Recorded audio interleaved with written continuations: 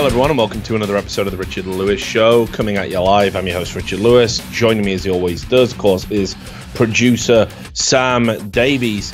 And it's been a busy fucking day, busy fucking weekend. Webcam froze, of course, immediately, because Skype is fucking shit. Skype is shit. Skype is shit. This is what the whole show is going to be about. Skype is shit. It's just shit. You just do a patch and then it's like webcam's just free. So I'm going to be fucking roboting for half the fucking episode. Anyway, I've been. It's been a busy time. Lots going on. We've had obviously the fucking major. We've had the return of Phantom Lord. DreamHack Atlanta was in town, so I was there doing like an IRL stream for that.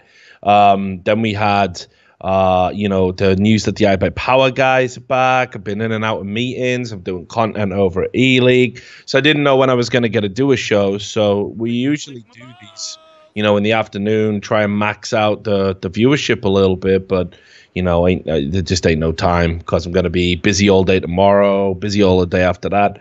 And then on the weekend, I got fucking other plans. So it was basically now or never. So Sam doesn't care. He's in full insomniac mode. It's already like 2 a.m.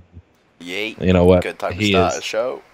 Good time to start. So we don't know if it will be the full 2 hours. Probably not, but we'll blast through. And thanks to see a bunch of resubs coming in. Thanks to all of them. Let's start where we always start. Let's start with the T-shirts, all the people who've been supporting the merchandising. So actually, just before we do get into that, because people have been asking about it, we did get hit with a bullshit DMCA claim from Phantom Lord's. We did a video called Phantom Lord 1 Year The Truth, where we basically speculated what he was going to say on his return because we weren't really aware what he could say. We were kind of worried that he might make things worse for himself, which he didn't because he just didn't say anything. He's pretending that the issue is between him and Twitch, which it isn't, of course. I mean, Twitch is a private company. They can do whatever the fuck they want. They can have whoever they want on there using their platform. And there's a code of conduct and a terms of service that you agree to, which expressly says Twitch can just revoke your right to use their platform at any time for any reason. This is what private companies are allowed to do. It's no different for Twitter. It's no different for Reddit, whatever it might be. So anyway, we put this video out there, and in the video, there's about a 60-second clip of an old deleted VOD from his Twitch channel, which has been hidden and removed because it shows CSGO Shuffle glitching and somebody else winning on a 96% roll, and then it flicking back and landing on Phantom Lord, who had a 96% chance of winning, and he's going, "Would you look at that? Isn't it weird? How did it do it?" Right, and of course the goof is obviously he's hiding the fact he owns the site and hiding the fact he can command the coder to make the site do whatever he wants. He can bet accordingly, he can find out the odds, and he obfuscated that fact. So he included that tiny little bit of footage in a 16-minute long video. Now, I know about fair use law. First of all, that content existed before his new MCN, which is called Broadband TV. It existed before they signed him. So they have to expressly state in the contract when they signed him that they own retroactively all of the content in his entire catalog, which even then might not extend legally to every specific instance of him appearing in, on screen. On top of that, it is definitely well within the realms of fair use. It in no way infringes on his ability to make money. After all, it's a deleted VOD. It's not behind any paywall for him or anything like that. It's not monetized. It's short. You couldn't mistake my video for the original content. The original content doesn't exist anymore. And while I would say, sure, you could probably argue it's not transformative, it is presented with commentary, and it is stored in the video as a means of preservation. Now, we got hit with this bullshit DMCA by Broadband TV. They don't have to respond for 30 days. I'm sure they're going to be smart and just be like, oh, yep, sorry, our bad. And it's just a way of delaying people discussing what Phantom Lord got up to in the past while he's trying to make his comeback. But it is an abuse of the DMCA system. I've already spoke to an attorney today. That's another reason why we're doing the show late, and I'm getting in touch with a bunch of people who understand this stuff legally, and I'm absolutely going to fight it, because you don't silence independent journalism just because you don't want your client to look bad. Never going to happen on my watch. And now officially from this point on, I'm going to be all up in broadband TV shit. Hope there's no skeletons in your closet, because you have put me very much, you are now on my fucking radar, and it's not a good place to be. I will now be spending every minute of my spare time digging into all the broadband TV shit, and I'll be bringing you videos on any shit I find, and I'm going to be, I'm going to be fucking literally, I don't care, I won't sleep for days now. You don't rattle this cage, you know what I mean? So that's another thing that's been going on. So if you want... if you want to know where that video is right now, it is banned for copyright reasons in every country across the world. It's absolute garbage. It's a complete fake DMCA claim. So yeah, we're gonna fuck them up, absolutely. And bro, I don't give a fuck how big you are. I don't give a fuck if you represent channels with 22 million viewers. You have abused the DMCA claim. All right, you know it. I know it. Right, I'm sure your company does a bunch of shit. I'm already like looking up previous scams and dodgy emails you've sent out. I'm already interviewing people about unsatisfactory, interactions where you've withheld money from them and tried to drive small content creators out of business. I'm going to put together a nice little catalog, and then what we'll do is we'll decide at the end if it was worth it. Oh, and also I'd still reserve my right to get an attorney involved, because you have attempted to silence independent journalism on an independent content platform predicated on an abuse of the DMCA system, which is against the law. So bad call, all things considered. Anyway, why don't we look at some people who bought some T-shirts? They may be indeed funding my digs into broadband TV. There you go. So the first guy's Wooly Shark, who's actually, hang on, let me refresh this. The picture actually says this media may contain sensitive material. So apparently our shirt's just too big for it. No, mate, they can't handle it. Get silence, bruh. What's that? Why is it sensitive material? It only does it on this guy's as well. That's mental. Didn't happen. It's hate speech now. Yeah, recognise as hate speech, mate. And then Worst Human NA with 2 T-shirts. It didn't happen. A Rich Lewis one. Nice guy. Yep. Nice guy, despite what his name suggests. Yeah. Pristine Salt with a Make America Great Again hat and a Didn't Happen shirt in 2 in 1. Nice guy, Mark. Make our bank balance great again. Much love. Loving that shit. John Hunsaker, mate. I'm telling you, that's going to be like, didn't happen is now the new alt-right slogan. Yeah, cheers for the sub, Carl Gunner. Loving this guy as well. Looks a bit like he could be a lumberjack or something. Yeah, big man beard with an Echo Fox hat and a Didn't Happen t-shirt. Nice guy. Yep. And then the last one is Sean Strachan with 2 T-shirts. Nice guy. And if I missed anyone, just tweet him at me again. Make sure you at me, because otherwise I probably won't find them. Yeah, so we appreciate all the support. We're getting closer, actually. We'll let you know how much money we raised through merchandise. In the interest of transparency, we'll certainly hit you up with the numbers, and we'll let you know how much of that goes towards the Keep Sam Off the Streets fund. And everything else, and we're definitely going to start the Patreon next month, because I think we've got the venue for the studio. I haven't even told Sam about this yet, but when good way to find out. Yeah, went and had a look. It looks pretty good, actually. I'm going to get you some photos. So I'm going to go over there next time, and then yeah, I think we'll have a proper podcasting studio type thing, which will be pretty good. So there we have it. So let's start with some refreshing and gentle Didn't Happen. Tell you what I will do as well. I will send you the doc. I mean, I don't have to, but I guess it's nice if you have it in front of you, right? So let me just share that. Hang on. Share. Advanced. Fuck me, Google Docs. Don't know why you can't have that set as the default. Share via link, it should be. Yeah, here it is.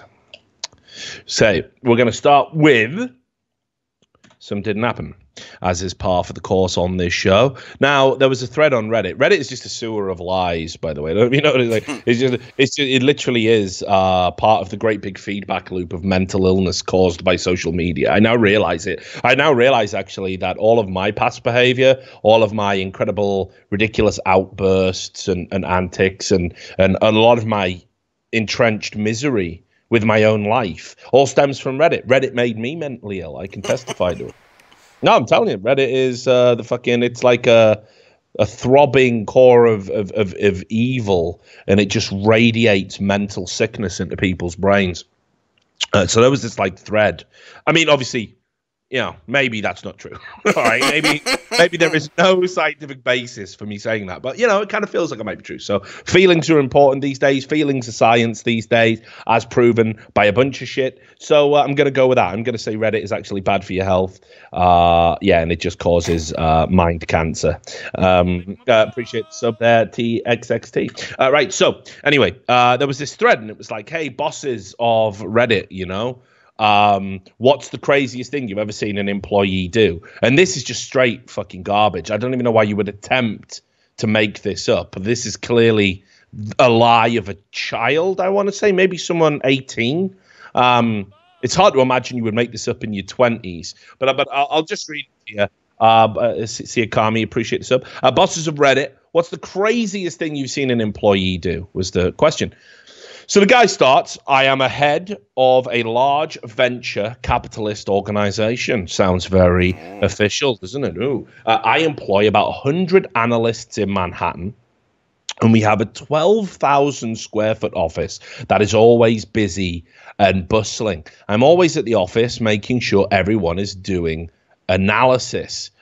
Well, one weekend, I mean, he's saying that word a lot. Very right? vague terms. We're all analysts around here. You better all be analysing, I swear.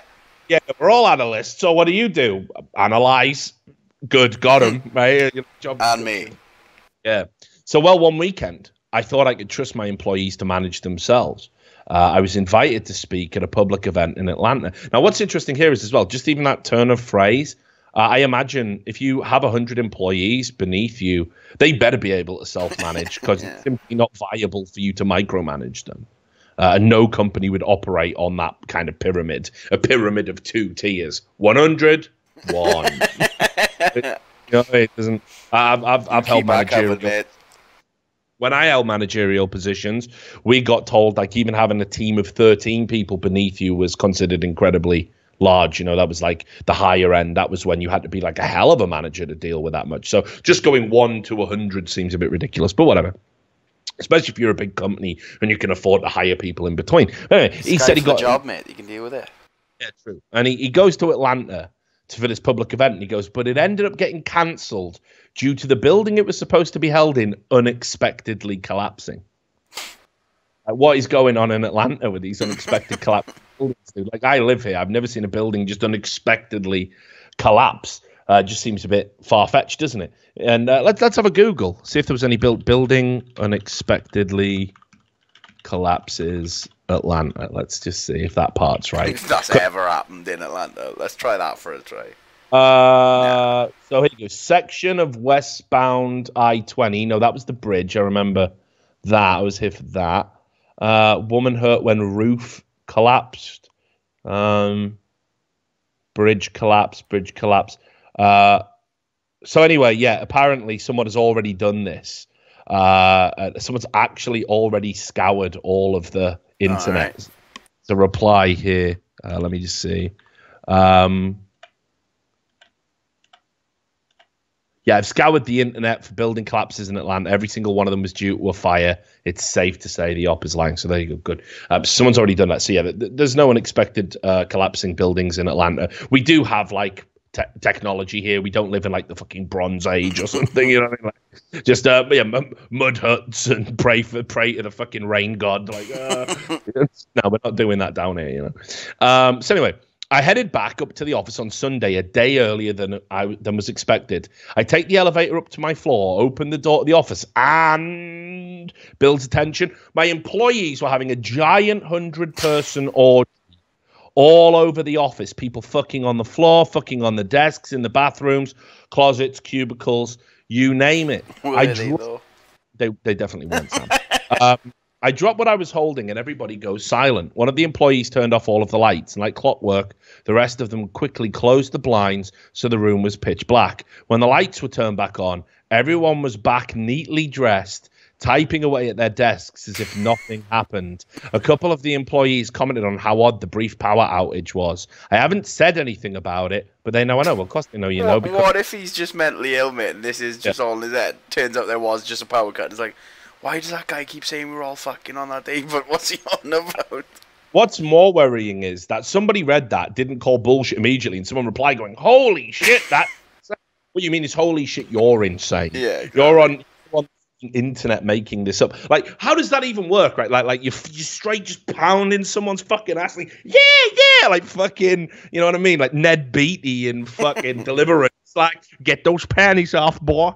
You know what I mean? Like, fucking, you're gonna do some praying for me, and you better pray real good. Straight just fucking pounding someone's asshole, and then like the boss walks in, you're still in.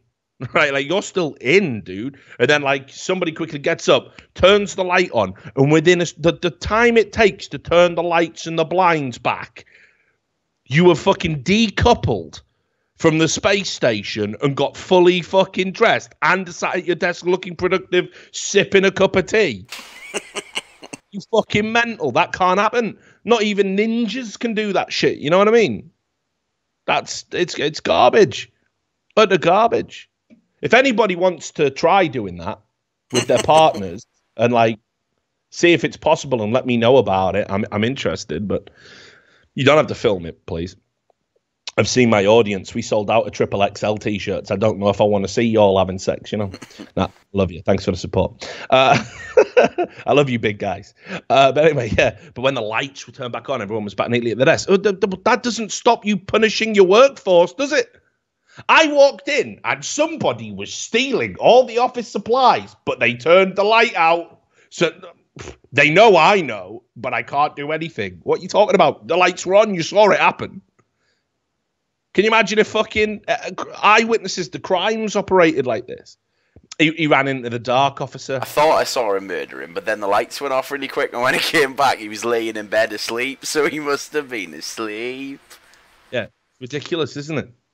Unreal, mate. I never seen nothing like that. That is one of the worst lies I think I've ever seen told on Reddit. It's not even fucking vaguely plausible. But then again, you see some occasionally just like horrifying lies. Like, why would anyone make this up? Like, we exist in a culture, right? And again, we talked about this in the show special we did called, what was it, Your Fucking Boring Lives or something, or Your Depressing Lives. I can't remember, but it's in the YouTube channel. Go find it.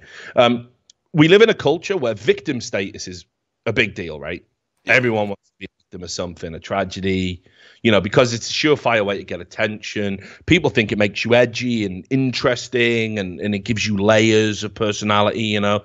Like, when I was at university, I noticed the change, you know. People would come up to me, and it was like every guy I spoke to all told me the same story when they got drunk and wanted to just have a cry.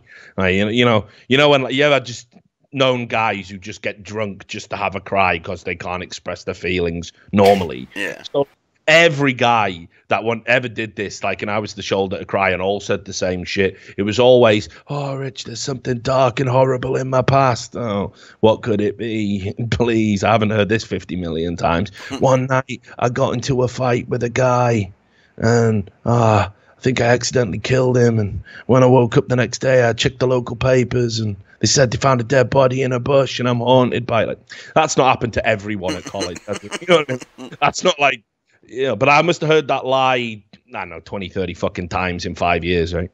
You know what I mean? Like, it's just like, all right, dudes, we're all stone cold killers here. Ooh. You know what I mean? It's just, you're just straight lying. You just want layers of personality. So this one is just a great example of that, right? Why you would tell a lie like this, I just don't fucking know. But, well, I do know, that's the thing, but this is still even ridiculous. Like, look, happy 23rd birthday. This is a post on Facebook, obviously. Happy 23rd birthday to my beautiful fiance. Hope you are looking down on me from the heavens and smiling with those big white teeth of yours. Still can't believe it's been nearly 16 years since that fateful day they took you away from me. I would give anything to have you back in my arms again, babe. Sleep tight and I love you so much. My angel, September the 11th, 2001. Never forget. Beautiful. I don't know about the beautiful hashtag there, but for those who don't remember, that there was this thing on September the 11th, right, where a couple of planes crashed into the Twin Towers. Yeah, big deal. About 3,000 people died. That's the biggest ever terrorist attack on American soil, which is why all leftist publications all count the number of deaths by terrorism. They all start September the 12th. They all start September the 12th. Post 9/11. Yeah, but why are we ignoring that one, though? That was pretty big. Yeah. Can we include the biggest, please? Can we include the biggest? Ah, nah, that's silly. That really skews the numbers. Fuck off. Right. So anyway, thinking of you on this sad day. So someone said, if she's 23 now, that means she would have been 7 years old when 9/11 happened. Why is the picture of her a fully grown adult? And why was she your fiance when she was 7? That's a more worrying question, mate. Lul, nice try. And even if you did lose a girlfriend in those attacks, why the fuck would you be engaged at 7?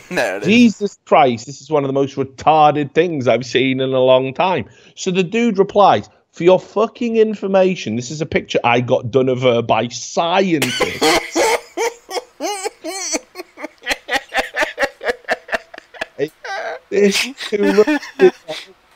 What the fuck, though? For your information, I got done of her by scientists who could edit her childhood photos and predict what she would look like now. If you have nothing nice to say, do not comment on my stuff. Do you realize how disgustingly disrespectful you're being? Right? And then someone replies with, this is fucking sick, you would even make this up for attention. Definitely right. My uncle was a firefighter who actually did die that day, and I miss him all the time because we were close when I was little, and it brings pain to my family every September when we have to remember what happened that day. You're a fucking twisted, pathetic loser. Seriously, delete this and get a fucking life. I mean, what are you even... it's mental, isn't it? Happy 23rd birthday. Why were you engaged at 7? What was she doing in the Twin Towers on that? Like, at 7? What? Fucking how quick did she move up the corporate ladder? At 7, and she's in the World Trade Center doing deals. Boss baby, the fucking, what the fuck went on? It's so ridiculous that at least be able to do basic math. This is what I'm saying, right? If you're gonna tell lies like that are date dependent, it's like getting tricked when you're a kid, right? When's your birthday? If you want to buy alcohol, just memorize that. Just memorize that moving forward, But yeah, absolutely fucking ridiculous. Speaking of kids and climbing up the corporate ladder, we got another example of fucking woke 10-year-olds. That definitely didn't happen. Saw this tweet here. Somebody tweeted this out, blurred for their own protection. Seemed to believe, yes, mom, my list from May of possible indictments written by my daughter who resists at 10 years old. The GOP is fucked. This 10-year-old girl apparently wrote a 44-name list of people who were going to be indicted in an FBI investigation. That's what I was doing when I was 10. And look, DJT right at the top. Goes all the way down. Sean Hannity's getting fucked for some reason. Mike Cernovich. What's he got to do with anything? Why is he getting indicted? Not even in the government. But yeah, this is the 10-year-old. 10-year-old did it. Interestingly enough, Mike Pence is he's 21, mate, not bad. 21, not bad. But how would a 10-year-old know the fuck Lewandowski is? And you know what I mean? Why she dropped the big ×2 on Merker as well? I didn't even see that. Yeah, X2 question mark? Maybe double indictment. Why? Why didn't the woman just say she had shit handwriting? Because that's clearly with my mangled claw, I tried to clutch a biro, and this is what I wrote down: a bunch of names of people I would like to see punished for being, part of Donald Trump's cabinet. Donald Trump's number 1, and then Spicer's number 2. He just gets fucked from everywhere, doesn't he, man? Pence 21, Spicer in at number 2. Spicer not even there. He's just a bumbling moron. Why is he getting indicted? He's just scared all the time. Yeah. It's completely ridiculous. Bannon, of course, got to keep him in. Gowdy, I don't even know what Trey Gowdy did either. What's Trey Gowdy done? Who knows? Cernovich is on M8, 43. Yeah, Mike Cernovich, what the fuck? Yeah. Why? Not even in the government. It's not even in there. Mental. So yeah, woke 10-year-olds, everybody. They're still going strong. The leftists. I can't tell which one's worse, if she made it up or if she's actually brainwashed her child so bad that she's writing indictments out at 10 years old. I mean, either way, it's kind of fucked. Either one's fucked in the face. I'm just going to assume if I try to explain what an indictment is to a 10-year-old child, they're not going to be able to understand it. They're not going to quite get it. You know what I mean?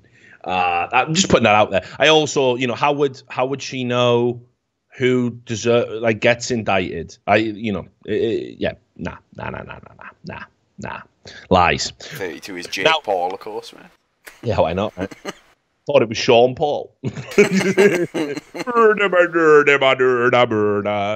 he gets fucked for no reason. Anyway, another type of didn't happen, and these are tragic. These are the worst ones. You know, when you tell a lie and you think it's going to really impress everyone, at like how awesome you are in some way, like how funny you are, how fucking, whatever it is. Mm. Well, this one is just tragic, mate, because it's like they've put it out there, right, as if, like I am the fucking, the laugh maker. I am the bringer of mirth, and it is straight cancer. Like it is just not funny, dude. You know what I mean? Right, here we go. When we were at the airport one time, the guy at check-in reminded us that we weren't allowed to carry sharp objects. Now, that's the guy, the super serious TSA agent, okay, who is there for your safety, is there to stop terrorist attacks. Everybody knows the TSA, they don't really have a sense of humor when it comes to security because you can't really afford to. Just putting that out there just to set the scene, more in reality. But anyway... So the guy at check-in reminded us we weren't allowed to carry sharp objects with us onto the plane. And I said, oh, looks like I'll have to leave behind my wit. Grow the fuck up. And that's how I made a middle-aged guy laugh so hard he had to get his colleague to take over his check-in desk. I'd be less surprised if he spat in your face than if he laughed that hard. It would make more sense. And he said, and then he spat in my eyes and told me to get the fuck out of his airport. And then he left the check-in desk and he wandered over to the person with the taser and said, fuck this bitch up. When she comes through the metal detector, fuck her up for real. This bitch smells like drugs, I reckon. Let's go ham. No, but you know what I mean, though? Like, it's so ridiculous, isn't it? And some say he's still laughing to this day. Like, nah, dude, like, that's like absolutely, that's as unfunny as it gets. That's as unfunny as it gets. I don't believe in police brutality, but if there's ever a reason, that joke's it. I got a slightly longer one as well. This is the fantasy land of the mind. I know this might be tough for you, Sam, but imagine you're lonely, Nah, never been that. Never been that. Just imagine, right? You're lonely. I just wish you had a fucking partner in your life or someone just to say, like, oh, I love you, you're attractive, Right, if you didn't have that, Sam, which I know you do, much like myself, indeed, just a YouTube comment on one of my recent videos today said, eat my asshole daddy. I do all right. Not bad. There was Best a joke. Offer I've had all day. Yeah, no, yeah, I'll hit me up, whoever wrote that. Anyway, so I'm still thinking about ridiculous Nan. No longer with us. No longer with us, sadly. She's gone to the big racist cloud in the sky, I know, heaven's going to be full of races, man. Do they go to heaven? Who knows? Does that one joke send us straight to hell? Is that enough? Thinking if she's making that kind of joke, she probably had a few. Yeah, she probably had a few slips, you know what I mean? To think that was... Anyway, she's up there. Probably is annoying some dead Chinese people right now. You know what I mean? This cloud would do... Fuck off! Fuck off and leave us alone. It's meant to be heaven. What the fuck are you doing? You stole a bit of joining our fucking ear, you crazy old bitch. Fuck off. Anyway. So this was like a little story called Espressoing His Intentions. Anyway, so it's about a woman who works in a coffee shop. So it's a little bit longer, but I'll read it to you. If we'd planned this a little bit better, Sam, we could have done parts, couldn't we? But it doesn't matter. I'll just do it. So anyway, a really cute guy is on my line to buy his coffee, engrossed on his phone, texting. Cute guy, still looking down at his phone. A small caramel frap, please. Thanks. Me, coming right up. I prepare his order and come back to the counter to hand him his order.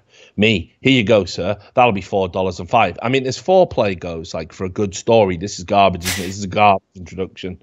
Like, you know, you meant to draw me in, like, not just bore me with the fucking mundanities. Like, this is another way you can check people are lying. Like, if they're overly specific, you know what I mean? It's like, I remember it like it was yesterday. Like, no details could possibly be off. That'll be $4.05. He hands me a $5 bill and finally looks up at me. He freezes, his mouth agape, his eyes wide. I blush. This goes on for about 10 awkward seconds until he blinks rapidly. Cute guy.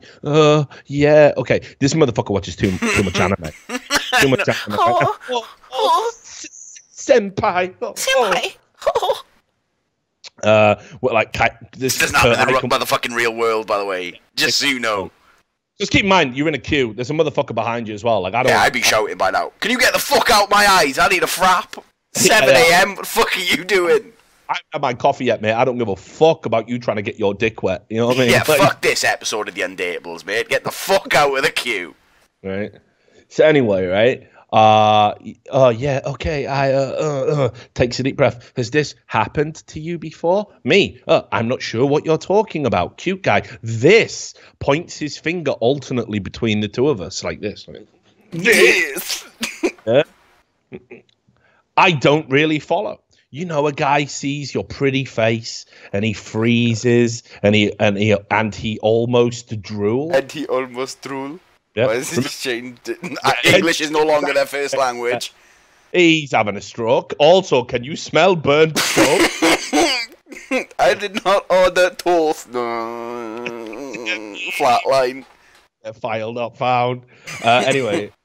He almost drool, and it's so obvious that he's attracted to you big time. The whole shop stands still. Why is everyone just having a listen, mate? Have you actually tried to, like, just get some peace and quiet in the modern world these days? These motherfuckers, mate, just live in their creepy movies and these stories. I can't handle it, mate. Live in their creepy movies. Like, but, like, just think about it, though. Like, right, I go out to a restaurant, right, with racist old ladies. No, not eating bread.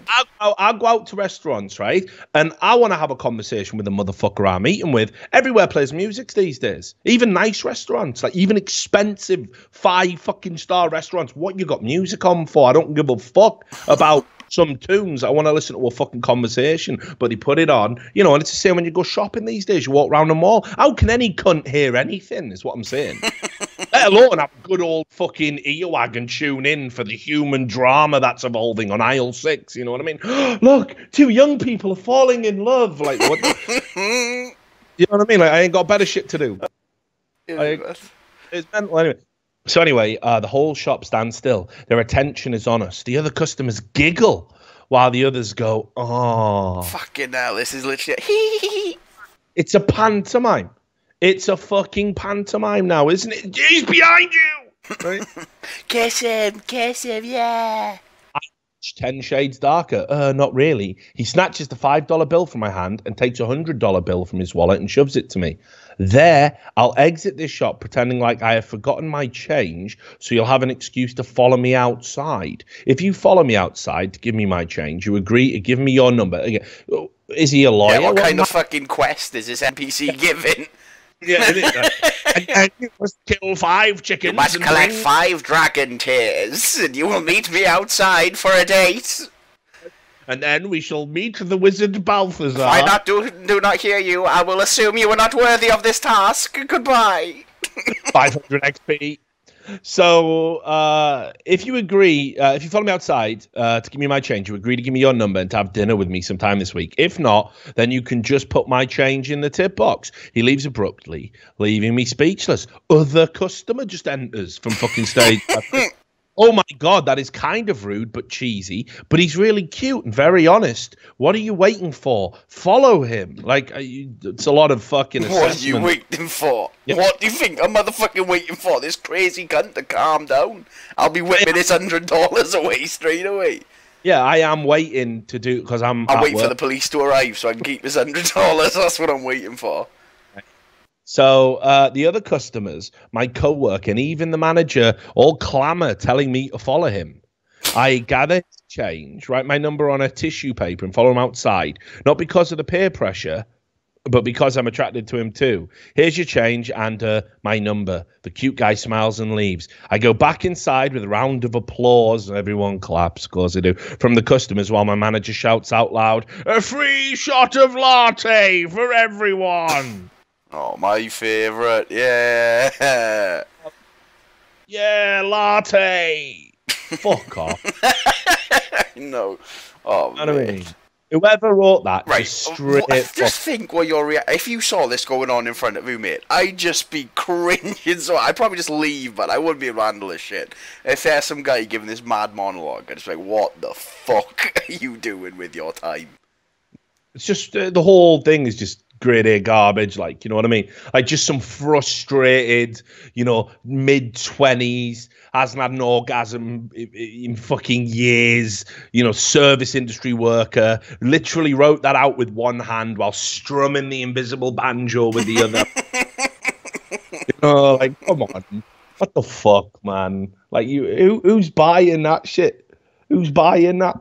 This barista erotica. What the fuck is this? I could fucking fertilize roses with that story. It's fucking garbage, mate. Grade A bullshit. Anyway, now for something that did happen. Right, I couldn't believe this, but it absolutely fucking blew my mind when I saw this on Twitter. Right, what? Right, okay.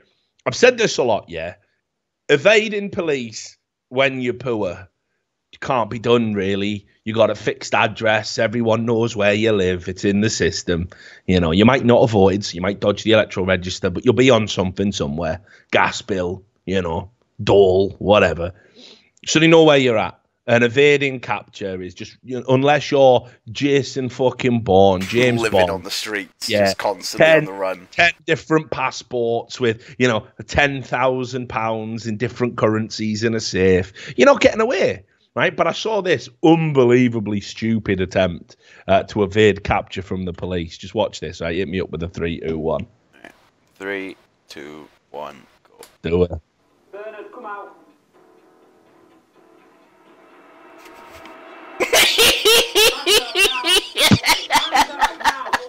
What's he doing? Bernard, come out now. Nah. Never knew that. Never knew bed. What? Look how flat he's trying to lay. What a man. Full planking to escape the police. Like, full planking. Like. Bruh. His face when he gets spotted, it's like the Undertaker coming back from the dead. Bong. Oh, nah. His head just fuck. I fucking love that, man. I was fucking laughing about that for like 2 fucking hours. Like, just what a shit attempt. Like, no copper can take me alive. Oh, what are you going to do? Jump out the window and that? No, I'm going to hopefully just, if I throw 2 sheets over myself, they won't look under them. Definitely will. Bernard, come out. I mean, the best part is they walk straight into the fucking bedroom and they just take one look at the bed and go, Bernard. I know, Bernard. Come on, man. Like playing hide and seek with your little brother. Bernard, for fuck's sake. So I saw that. But actually, just on a slightly serious note, because obviously the show can't be all just straight banter, although, we do like it when it is.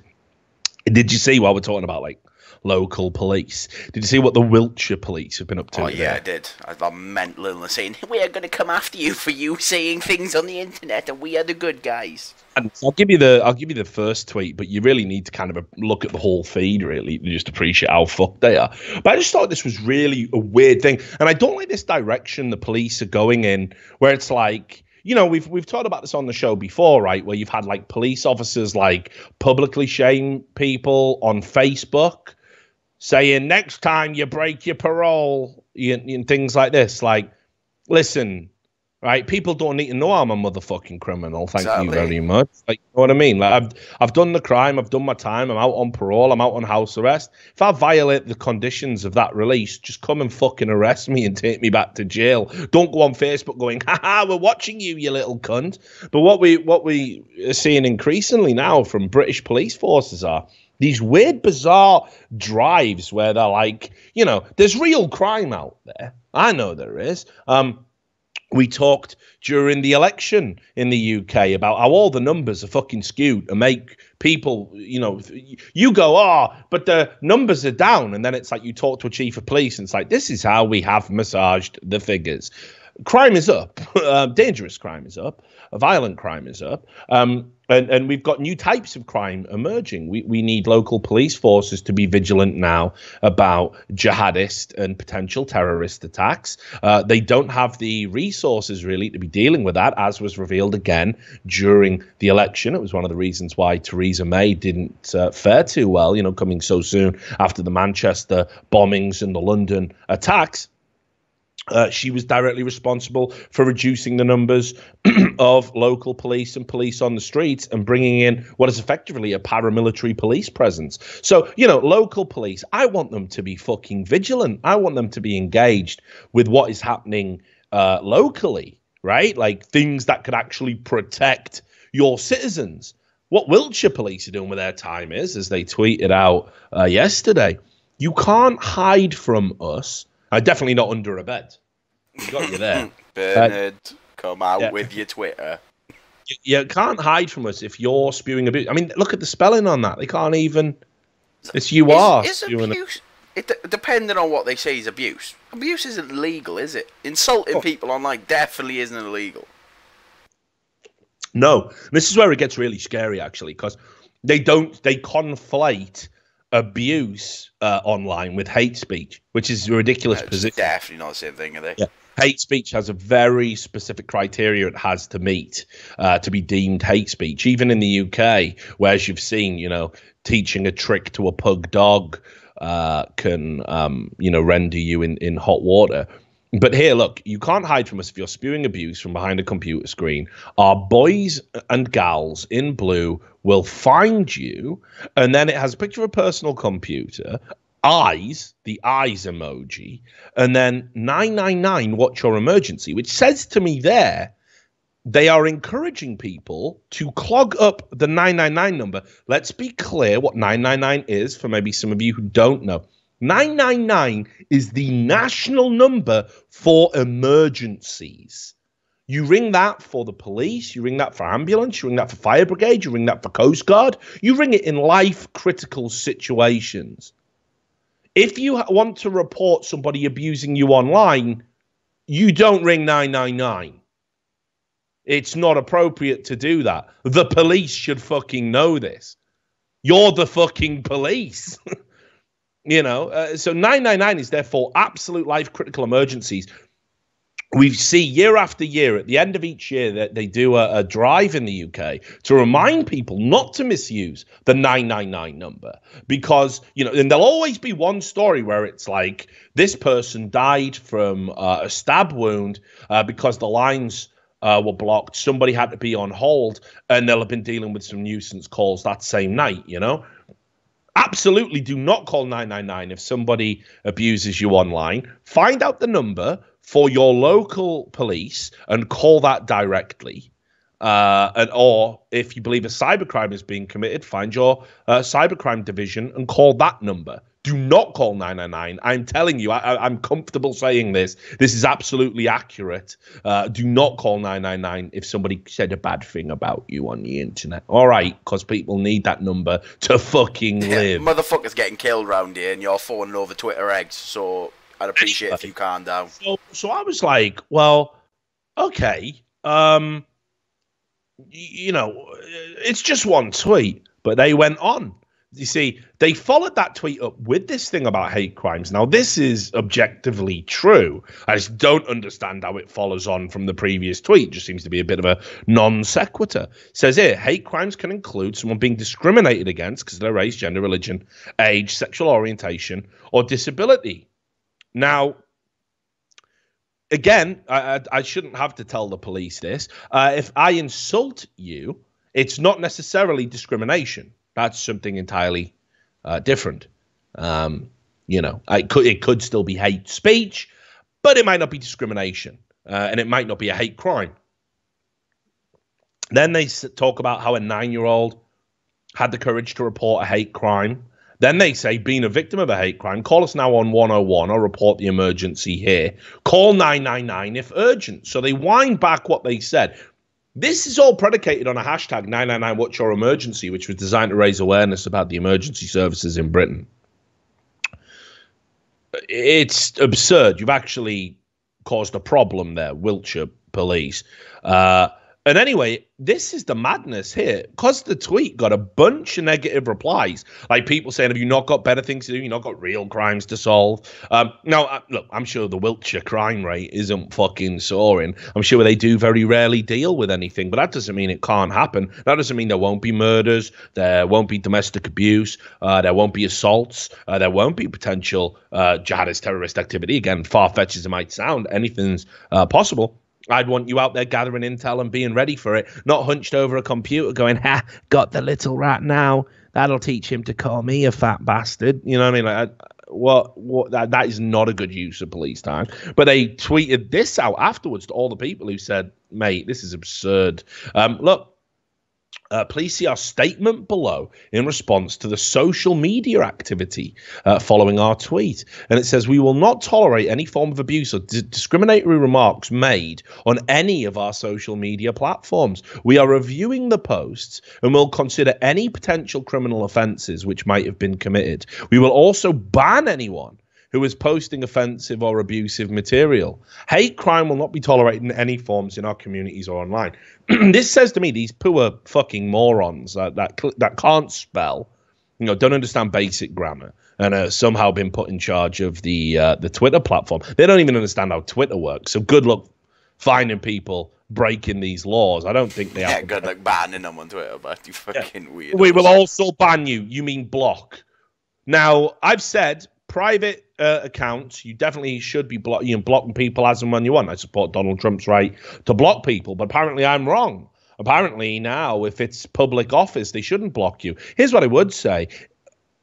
Let's think of some far-fetched scenario where I live in Wiltshire and something bad happens to me. Yeah, and I killer can't on the loose or something, they tweet it. But I can get to Twitter. Well, I got blocked because I said I didn't want you wasting your time with hate speech earlier. Brilliant. So I don't know if police accounts should be blocking people. But again, like, we're going to review all the posts and consider any criminal offences. I'll skip to the end, Wiltshire. None. No criminal offences have been committed. You are wasting your time. You are proving all the people right who criticised you for it. You don't ban people off Twitter. You are the police. You would need to arrest them, prove a hate crime, and then it would need to be ruled in court that they weren't allowed to have access to the internet, so they couldn't commit further hate crimes. It would never be in your remit, Wiltshire Police. Never. Just understand that. Never. It's in the hands of Twitter and it's in the hands of the courts. You are but a police enforcement agency. You are a law enforcement agency. You arrest people, gather evidence, and pass it on to the Central Prosecution Service, to the CPS. That is your job. That is where your involvement will end. What the fuck are you doing? Like, for fucking real, mate. What is that bollocks? Do I have to fucking really explain to the fucking like local law enforcement what their jobs entail? Isn't that fucking ridiculous? Madness. Anyway, so that's what when police officers aren't getting you when you're hiding under your bed, they're getting you when you're on Twitter.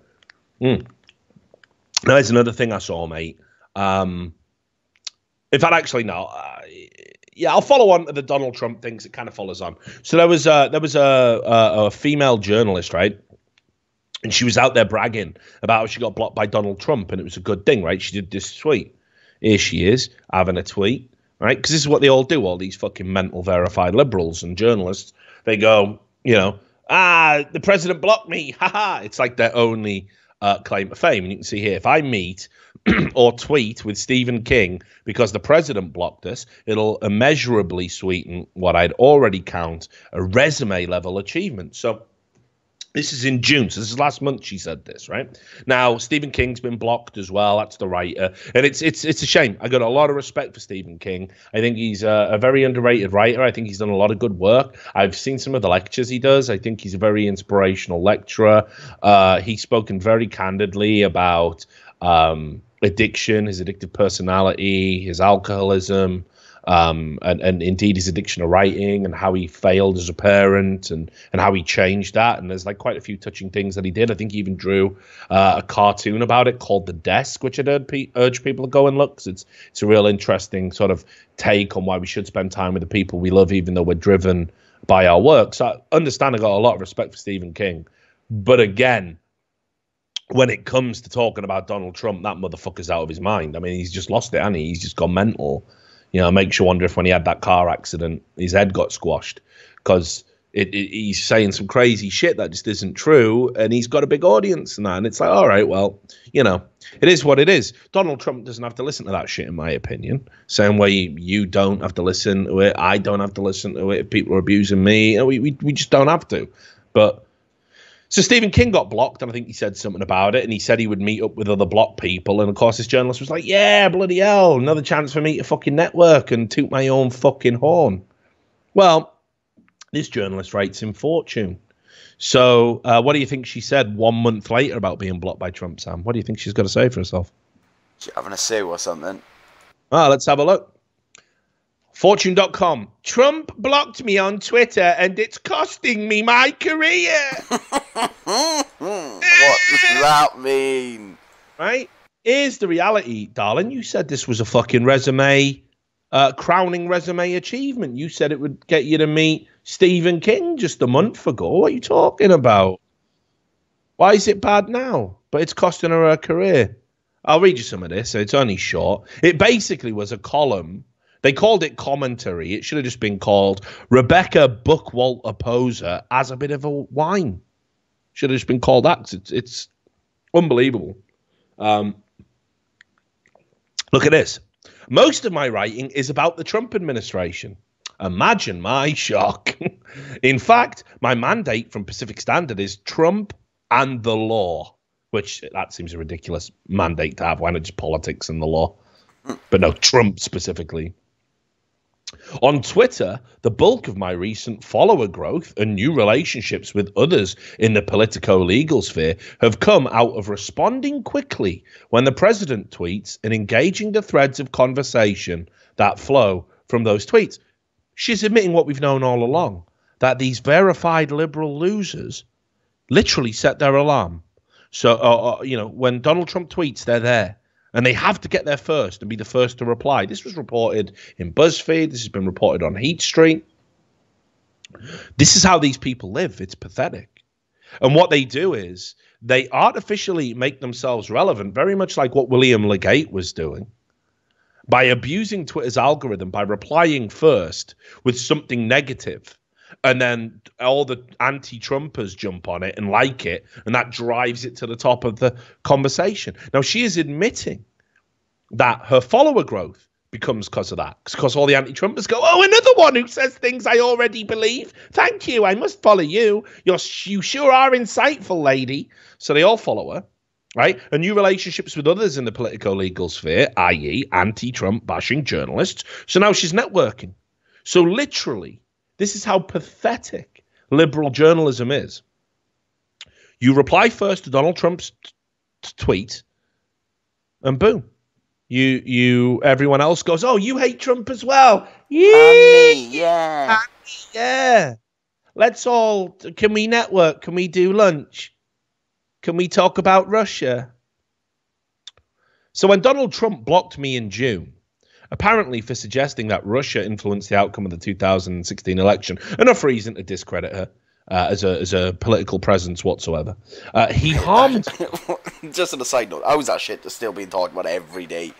It's blowing my motherfucking mind, man. It's actually ruining my brain, the fact that every day, like, they're colluding with Russians. You do realise Russian people don't equal the Kremlin. Like... Meanwhile as well, they passed sanctions against Russia today. So this whole puppet president thing's really not working out for them. I mean, there's just nothing in the way of common sense that points to it. You know, I guarantee that if we were fine combing the Clinton campaign's meetings, you'll find Russians in there. You'll find Ukrainians in there. You'll find all sorts of people in there. You'll find dead Haitians in there, maybe. Who knows? Wink, wink. A lot of arms deals. That's a joke. I've got to keep saying that. That's a joke. Anyway, when President Donald Trump blocked me in June, apparently for suggesting that Russia influenced the outcome of the 2016 election, he harmed me professionally. Now, again, let's be clear, all right? You're a journalist. You have an audience. You write negative things exclusively about Trump. You suggested that Russia influenced the election. There's no evidence to support it yet, despite 9 months plus of multiple investigations by several intelligence agencies. The best you have come up with is a email, which Donald Trump Jr. himself tweeted out. This is it. And they met with a lawyer who happened to be Russian, who said she had ties to the Kremlin, but doesn't, and then had to admit she doesn't. That is your evidence, okay? But you harmed Donald Trump professionally. You harmed the office of the president. You harmed the entire presidency when you suggested that. You harmed the entire GOP when you suggested that. Why don't you understand how this goes both ways? Him blocking you on Twitter, well, you said defamatory things about the office of the presidency with no evidence. I mean, a complaint is he won't single-handedly hold up my shit career anymore, and it's his bad. I am so not entrenched with the job I'm doing. I am so incapable of networking. The simple act of Donald Trump blocking me on Twitter has actually ended my career. Wow, you must be a Pulitzer Prize-winning journalist. So even though I knew real Donald Trump was important to my career, it still took me at least a few days to recognize how being blocked by the president on Twitter would affect me as a public intellectual. You ain't that. You are not a public intellectual. You are a fucking cretin on Twitter who howls into the void about how everything Trump does or says is evil, and Russia. I mean, you've proven yourself not to be intellectual.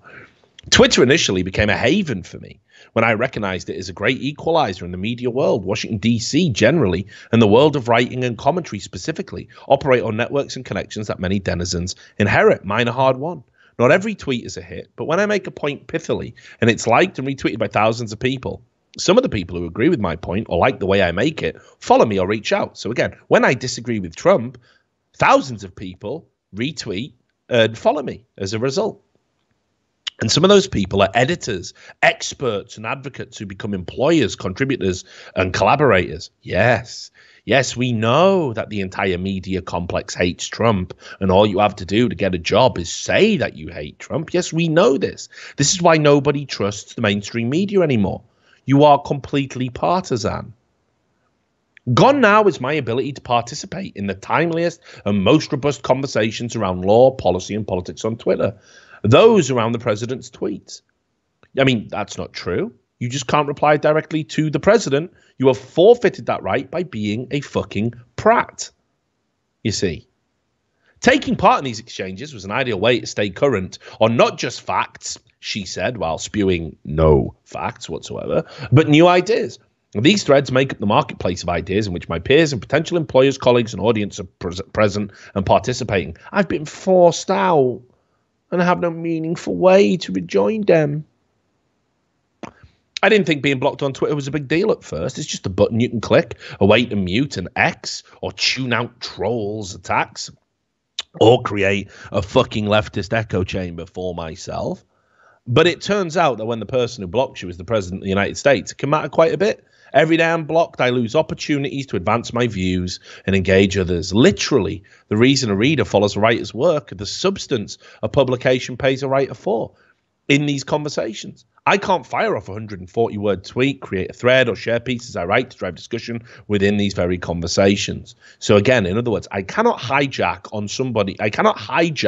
an account that has more traffic than me to prop up my failing career.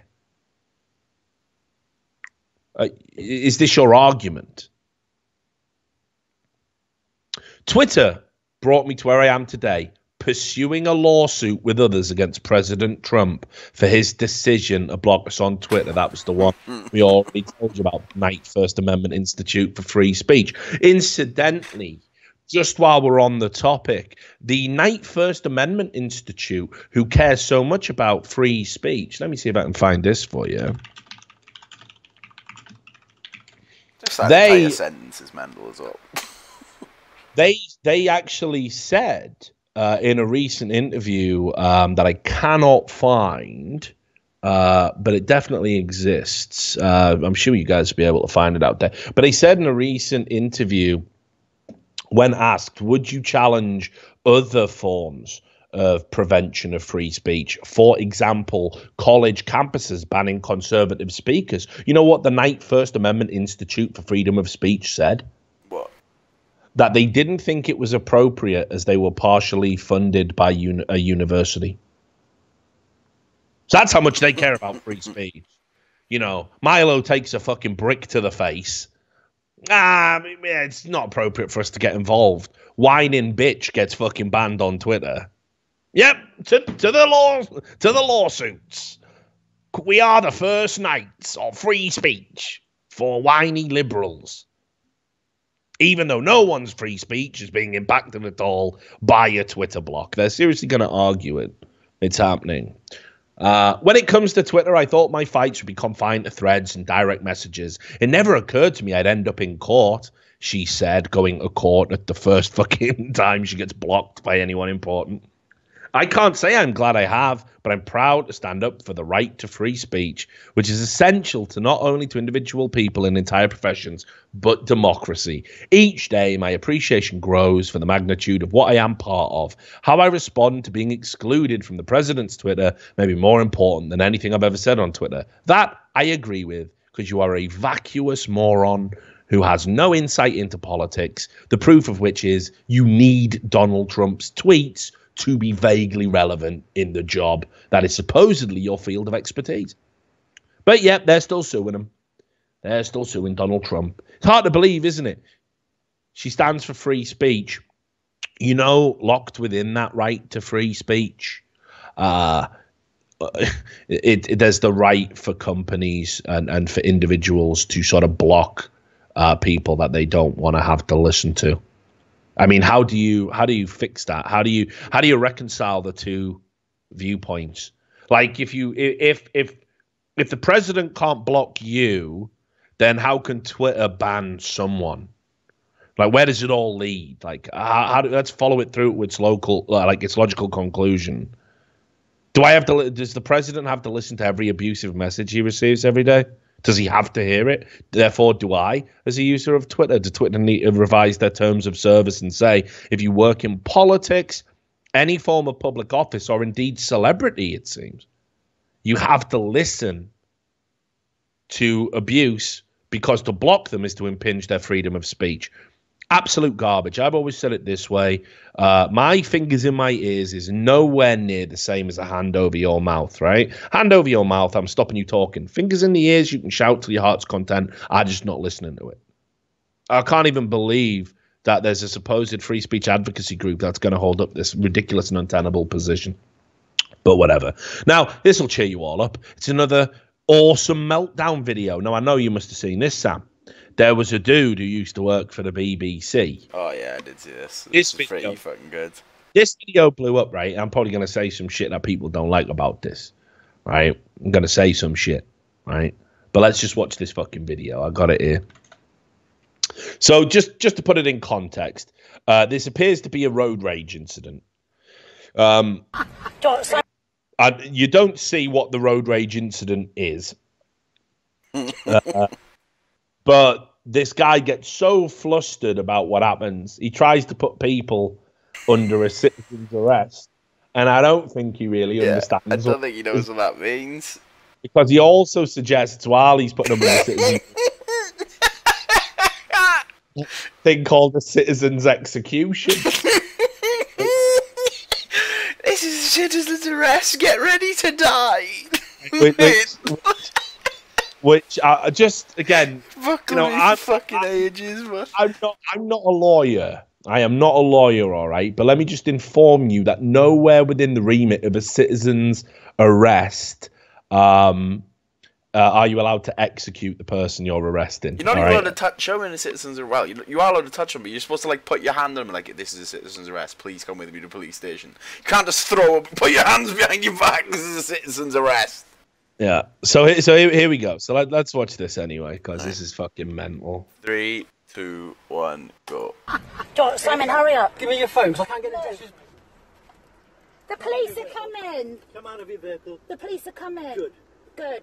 You said you're a police officer. No. I will. Yes, you did. I will ask them what rank you are. You said you were a police officer. You're a police officer. You I are have called a police officer. No, you said you were a police Gosh, no, officer. that's it. Turn left towards Charles Watts Way, A334. Sat nav kicking in. I wouldn't say that to a bunch of wankers Don't- like you. Pardon, do not speak to me like that. deserve it, You, you old just slut. said You think- excuse You me. old You slut. are an off-duty Bit aggro. police No, officer. I don't talk to wankers like that. Okay, can you go away then, please? Simon, shut the door. Fucking hammer. We've got you now, haven't we? Mum! Where's fucking car as well? Get it at the fucking door. You said you're off-duty police.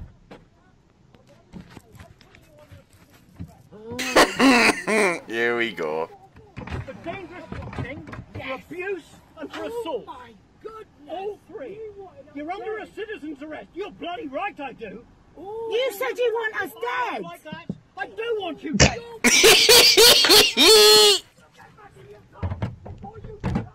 Oh, mate, that's instant dropped. How have you not dropped him instantly there?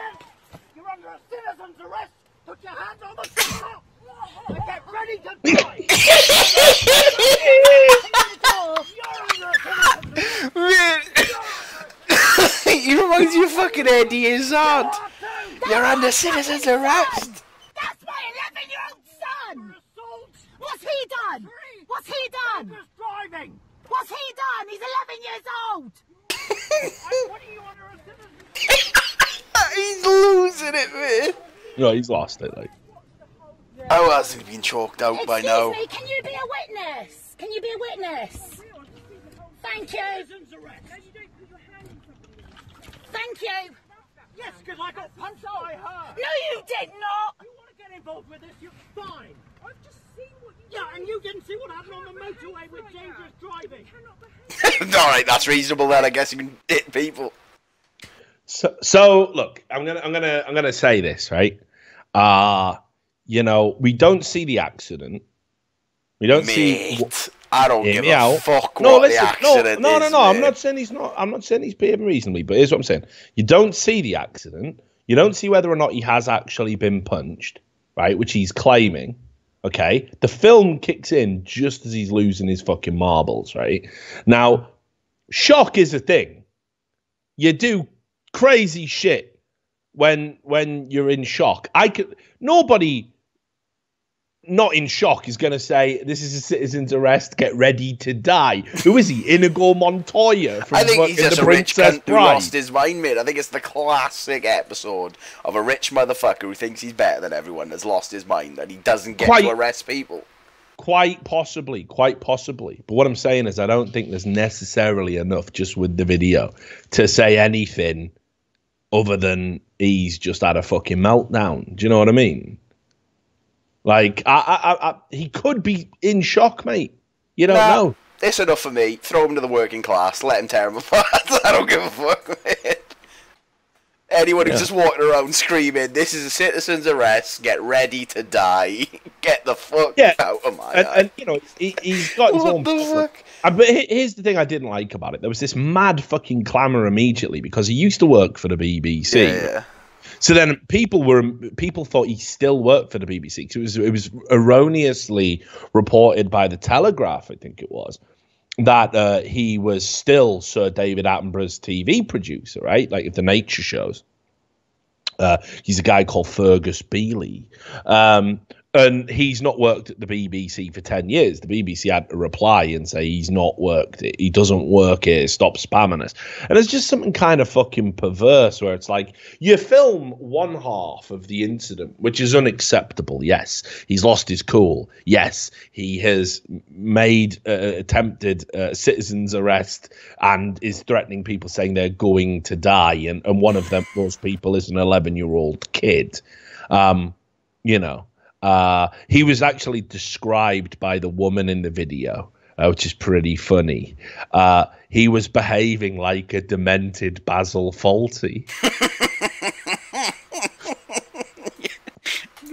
Pretty good, Not- man. not- That sounds not- like somebody would say, "This is not- a citizen's arrest. Get ready to die." But you know, he hasn't worked at the BBC for a while, and there was this like super clamor on like this is what I mean, right? Like, you know, this is what I don't get about the fucking internet, right? You know, doxing bad. Then you see someone like misbehave like this. Yeah, totally dox his shit. When, you know, everyone's so inconsistent when people don't think straight when they've got the justice boner, you know? And like, what I'm saying is I would like to see I'd like to see the 2 minutes prior to this before I made judgment. Like, he's mental. Yeah.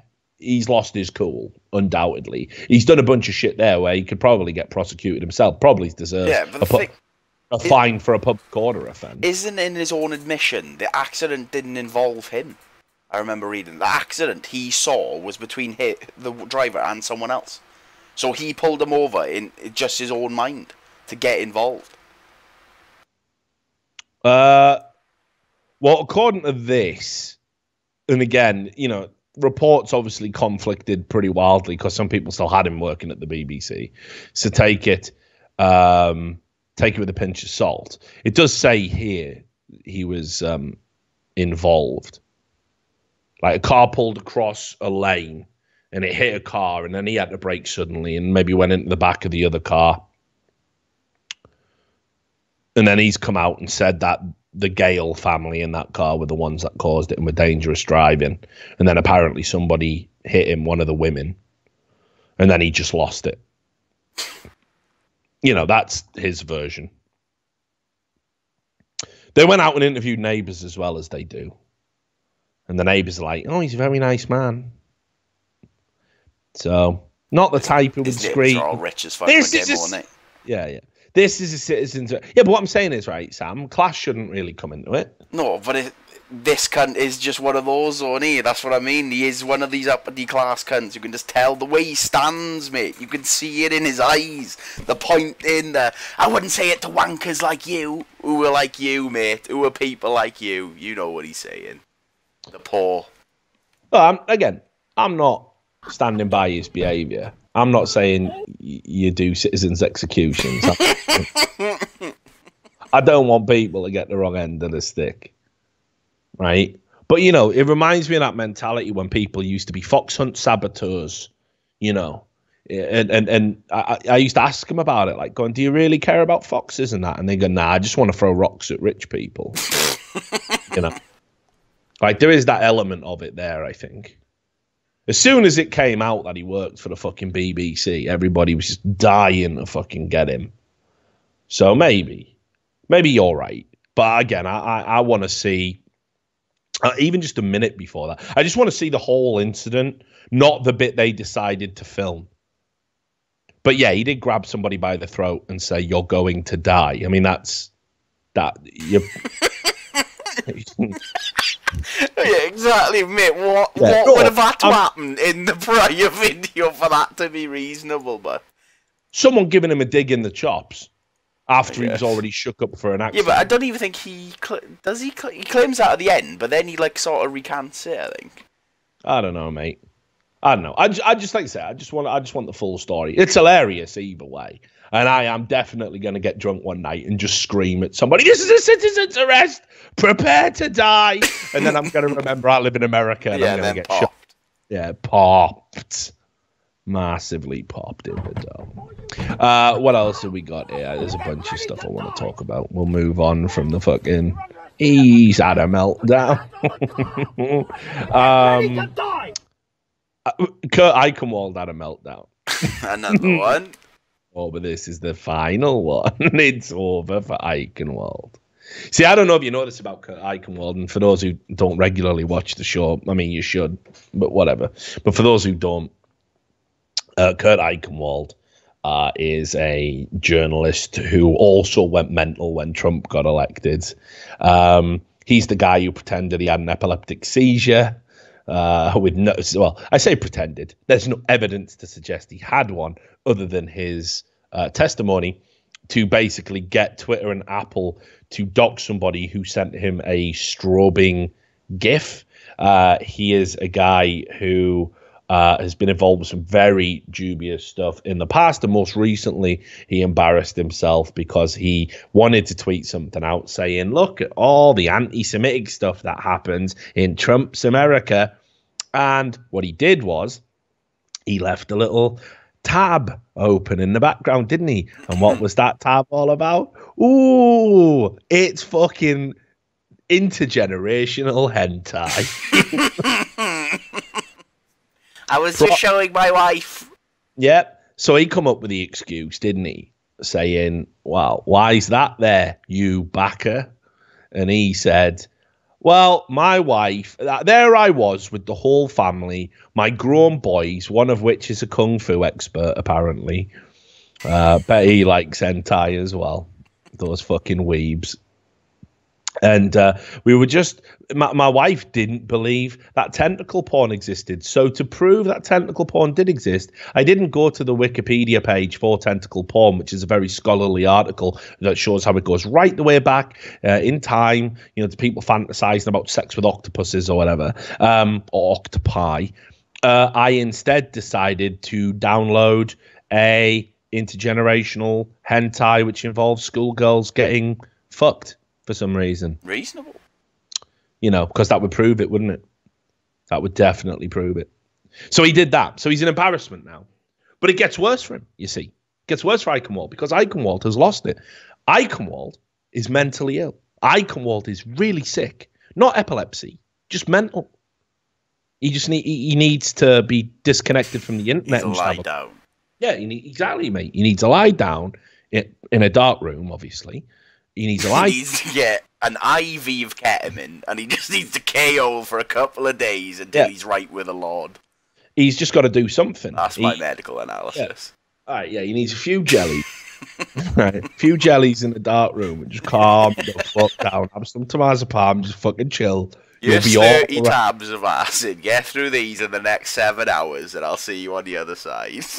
he needs something. He needs some drug. You're prescribing him things that are going to make it worse. Who knows? We'll take the 50-50. I like the look of those as a coin flip, mate. Not so much it won't work. Just like sometimes it'll make it worse. The idea that you feed 30 tabs of strong LSD to Eichenwald and just comes out the other side going, oh, fucking hell, fully yeah. enlightened. Yeah. Been acting like fucking Pratt, haven't I? Been acting like a bit of an idiot. Fuck, no. Oh, God, it's not even that bad that Donald Trump got elected. Fuck me, how embarrassing. Oh, yeah. At least change Let me go back to wanking over this technical porn. Yeah, and I don't even know why I lied about it. Some things never change. Don't even know why I lie about it. I fucking love it. Oni-chan. And just like, whatever, you know. But yeah, I don't think that would happen, mate. I think that would just tip him over the edge into the abyss. He'd just be getting attacked by giant flying Trumps. Like, Right. Anyway. So here's the thing. It got worse for him recently, right? I mean, apart from the fact, right, this cunt has been having a battle with Julian Assange, of all people. Now, I'm just going to put this out there. Whatever you say about Julian Assange, he's had it pretty tough, in my opinion. Like, yeah, it ain't been a sound life, is it? Nah, just hiding out in the Ecuadorian embassy in London, which by all accounts, he's literally been living in one room for like 7 years. Yay. That's like you, Sam. Exactly. He's just got like people forcing him to stay there. Yeah. So, Kurt Eichenwald has really gone after him a bunch, dude. And it's like, it's really fucking weird that he would do that. He really dislikes him. He's got it in his head that Julian Assange and WikiLeaks, which, let's be clear, WikiLeaks have never had to issue a correction. All their documents have been verified as correct. They've never been fooled or duped by a release. They have unprecedented access to documents from world governments. They provide an essential whistleblowing service. And yes, Julian Assange was indeed accused of 2 counts of sexual misconduct, one of which was rape. All dropped now. All dropped. And some people say, yeah, but it doesn't count because he just hid in an embassy. So, and the time ran out. And then other people said, you know, the people who say that, all I gotta say is, do you know motherfuckers who run this world? Do you think they take kindly to people leaking shit? I'd be hiding as well, mate. If I was releasing documents, I wouldn't be just living the good life, would I? Yeah. Well, of course, man. Like It's just constant fear. Imagine living that life. You're just looking for people who are going to dorm you constantly, aren't you? You know, but I mean, like Hillary Clinton is even reportedly supposed to have said, "Can we not just drone Julian?" Yeah. You know what I mean?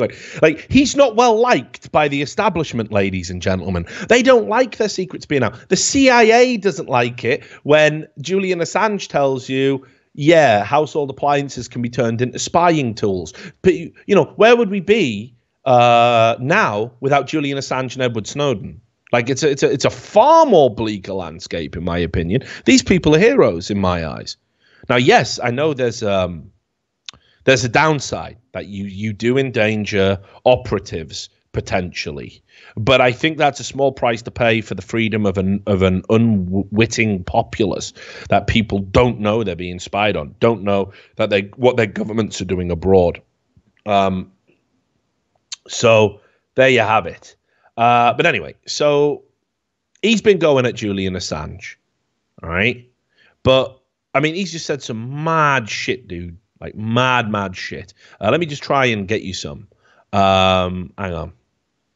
So, first up, I mean, this is one example of a tweet he tweeted at him, right? Who does this? Like, Julian Assange still can't get out the Ecuadorian embassy, by the way, even though all the charges from Sweden have now been dropped. Because he failed to comply with the arrest request, he's now could be arrested by the UK police for failure to submit himself for arrest, and that carries a year in prison. Reasonable. You didn't show up for something you weren't supposed to You be arrested didn't show for. up for these bogus charges because you knew it was a political witch hunt. So now you go to jail for a year. This is a citizen's arrest. You're going to die. Prepare to die. Right? Prepare the drone. But here's the thing. Julian Assange has said he would happily comply with that if the UK government is willing to just tell him whether or not there is a US extradition request in place. That if he goes to get arrested and potentially face that 1 year in jail, would he be extradited to America where he faces charge of leaking these sensitive documents? And the UK government won't say. They just won't tell him. They just won't say, maybe. They're just not doing it. So he's going to sit there in that Ecuadorian embassy. Now, here's the thing. He could risk sneaking out now because the police have said at least we don't post the police outside of the embassy anymore. Because that was the other thing. Couldn't even sneak out for a Subway. I mean, let's be real. When Thorin was in Poland, he got out to get a McDonald's, right? Julian Assange. He can't even get an Uber Eats, this guy. You can't open the door. No, people can bring him shit. You can't stop them. But literally, there was armed police 24/7 outside the Ecuadorian embassy in case he snuck out for a fucking lattes for everyone in the middle of the God fucking forbid night. he has a cigarette at 2 a.m. Yeah, you know what I mean? Can't do it. Couldn't get out for a crafty cigarette. You know, it's ridiculous. So he's had a bad time, right? But look at that. Look at that tweet by Kurt Eichenwald. Hey, Julian Assange, here's where I am. This is freedom. Too bad you, a coward rapist. Charges dropped, of course. What do you mean, dude? Have you paid attention to this landscape for the past 7 years? Kind of was a big deal. How they weren't real. Hey, Julian Assange, here's where I am. This is freedom. Too bad you, a coward rapist, will never experience it again. Now, obviously, somebody doctored this tweet to have a picture of an octopus slithering out from the lake. It's fucking brilliant. Because Kurt Eichenwald is the laughing stock now for the rest of his life. Julian Assange collated these tweets here, and look at the stuff he's saying. This is mad. I mean, this is fucking demented. All right, just have a look at some of these. Let me go back. There's the coward rapist one that we've already seen. For all Julian Assange rape apologists, I believe the victims he's infected. Oh, I believe the victims he infected. Swede said when Brits arrest him for underage sex, they'll re-up. Now, What is he on about, mate? That was never at the table, right? Then, hey, Julian Assange, your Russian master's mad. I'm pushing global findings about their efforts to undermine democracy. They contact you yet? And Who does he think Julian Assange is?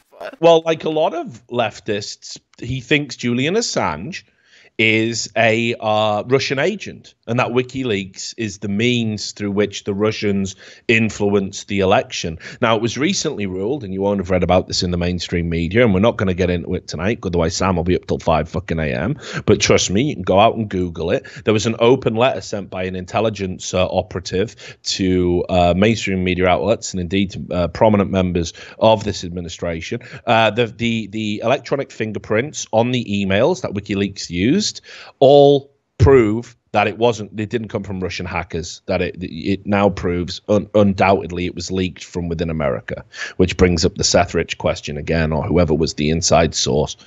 But basically, they didn't come from Russia.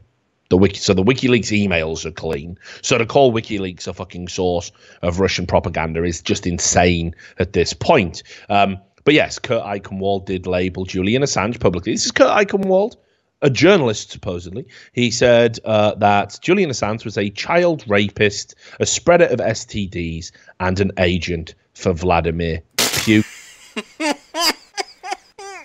He's got a touch of the mensch, man. Yeah, he has. Now, here's what's crazy about it, right? You're like, why is he having this mad beef, right? Why is he having this mad beef with Julian? What is it with fucking Russian agents nowadays, mate? I don't know, mate. Why does America hate Russia again? It's like we're going back to the Rocky days. All of America just hates Russia again. Yeah, fucking Russia, woo. Mentally. So, what happened basically was, so Newsweek, again, this was Kurt Eichenwald. So Kurt Eichenwald said a bunch of crazy shit about a journalist for Sputnik, the editor of Sputnik, Bill Moran. And what he said was, I mean, it's insane. He basically accused him and WikiLeaks of altering documents because they were working for Vladimir Putin. Now, WikiLeaks and Sputnik were like, wow, this is a slam dunk. This is a slam dunk libel case. Cheers for that free quiche, mate. Yeah. And guess what? Newsweek settled. Here's the report here in Paste magazine. Basically, I'll just read you some of the high points here for the uninitiated. Moran had written a piece based on a Twitter user's misattribution of a damning Eichenwald quote about Benghazi to longtime Clinton ally Sidney Blumenthal. Sidney Blumenthal. WikiLeaks had just dumped Clinton campaign director John Podesta's emails, and there was a mad dash among journalists and non-journalists alike to find a big story in them. One of these emails had Blumenthal sending the Eichenwald story to Podesta. Upon realizing his mistake, roughly 20 minutes after publication, Moran took the article down. However, then GOP candidate Donald Trump used the quote in a speech to attack Hillary Clinton. From this alone, Eichenwald inferred that the only possible means by which Trump could have come across this misattributed quote was purposeful collusion with the Russians, and that the WikiLeaks documents themselves had been altered. This conclusion led him to write a piece entitled, now deleted, Dear Mr. Trump and Mr. Putin, I am not Sidney Blumenthal, which is actually good for Kurt Eichenwald. On that day, he knew who he was. And in this article, he wove a sordid web connecting the GOP candidate, WikiLeaks, and Russia. And the piece went viral, and the Newsweek journalist got a top spot on various cable news shows to talk about it. And the upshot was that Moran was fired because of this mistake that he'd made. But anyway, so the young journalist then reached out to Newsweek and Eichenwald and asked they update the story to reflect what actually happened. And after he was ignored, Moran then was contacted by Eichenwald, who offered to help him get a job at New Republic in exchange for silence. So he said, yeah, okay, actually, it turns out I did get this a little bit wrong. I might have made this stuff up, but I'll get you a new job if you just don't mention that I fucked up.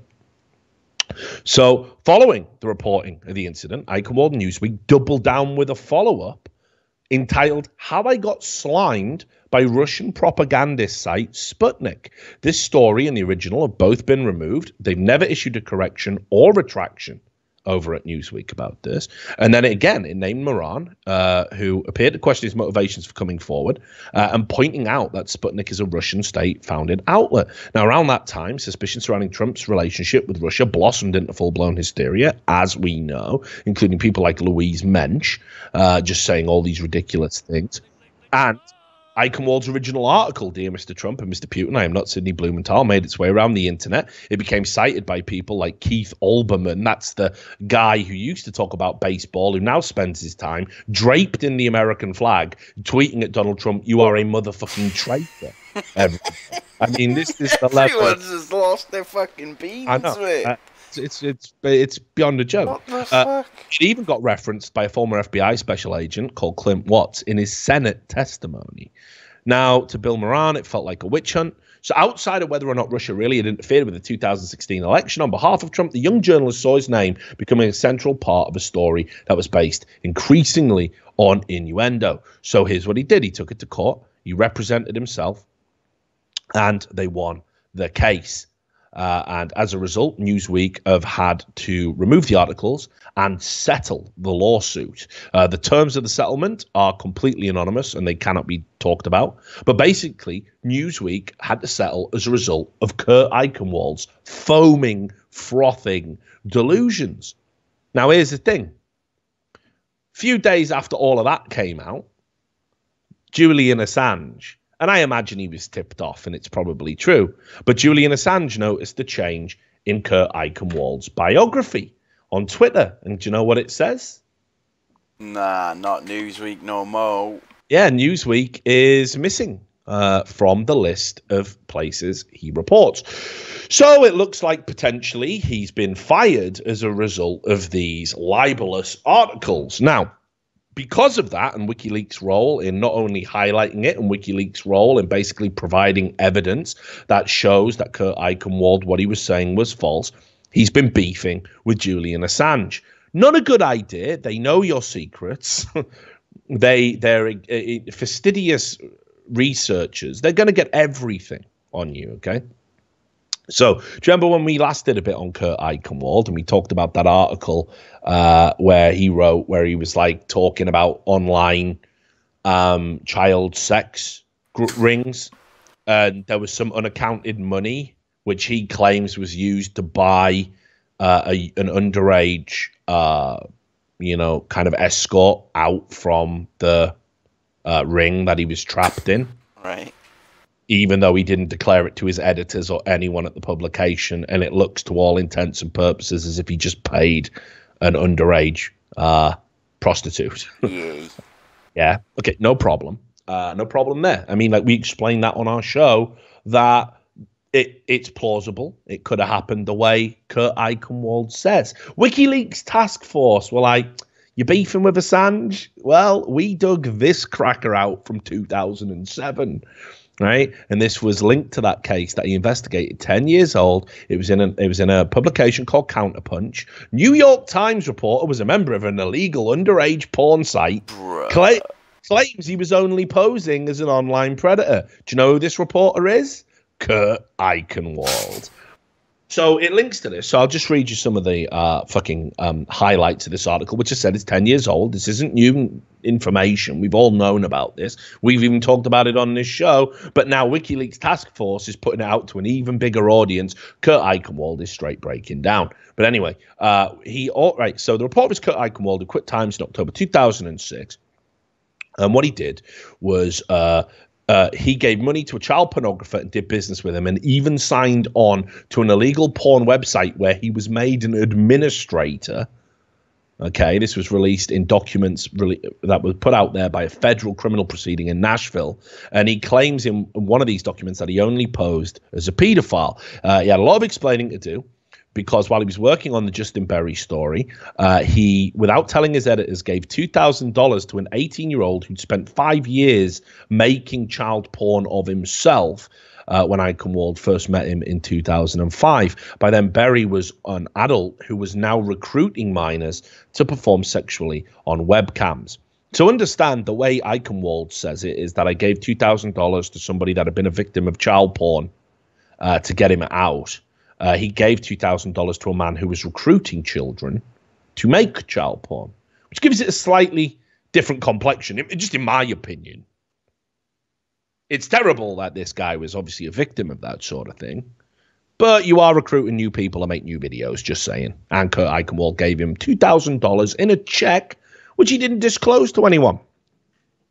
Anyway, after Eichenwald wrote the story about Berry for The Times, his journalism techniques aroused controversy in press circles. And even so, no one knew about the check, and most of the media kind of just gave him a pass. But anyway, here's some of the things that we know Eichenwald got involved in. He used a fake name and spent $1,184 to buy digital photos from Berry. It's not clear whether they were pornographic, because nobody saw them, or if they were made when Berry was underage 18 or older. But PayPal allows purchasers to send memos with their money, and Eichenwald sent Berry several messages discussing the quality of the pictures he bought. I found a pretty good one, but the lighting sucks. Still worth $100, he said in one. There are just 20 in the file, and most of them are nothing. Shots of beds and driveways, or you rolling a joint, he said in another. Wonder what he means by most of them are nothing. I found 3 so far that I either didn't already have and were good. $100, we got to talk about what the really good ones are. He keeps talking about what's good. I don't know what good can possibly mean while you're paying for photos from somebody that is a victim of child pornography. Does the word good really even enter into this description, you know? Eichenwald encouraged Berry in his business endeavors while Berry was making child porn. In one PayPal message from June 2005, cited in these Nashville documents, Eichenwald writes to Berry that I'll be online today. Find me and let me know what to do. And I have other proposals for you that would get you even more money. Mad, isn't it? During this same period, Eichenwald sent Berry the $2,000 check. In the Michigan trial, he testified that he assumed when he sent it that Berry was broke. Documents just unsealed in Nashville reveal that hours after receiving the money, Berry videotaped a 14-year-old boy masturbating. A few days later, he uploaded the illegal tape to a website that had lain dormant for months. And as soon as it was up and running again with new content, including that. So there's an intimation, a timeline there that suggests that the money that Eichenwald paid to the child pornographer was used to pay another child to be abused. And it was then put on a website that had been inactive for months before.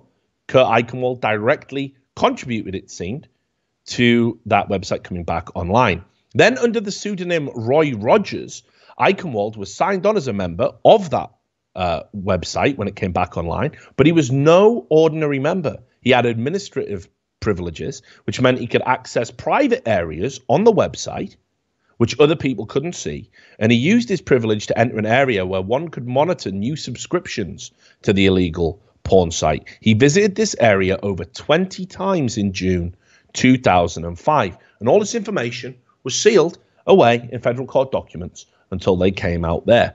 Now, it's quite interesting because Kurt Eichenwald got upset when WikiLeaks put this information out, even though it was already out there. I mean, WikiLeaks didn't dig this up. It was just out there already on the internet. And Eichenwald started saying on Twitter, I am a hero. They took the greatest thing I ever did in my career and make it seem sordid and unseemly. But it's interesting, isn't it, you know, that you're complaining about that when there are a lot of fucking question marks there, Kurt.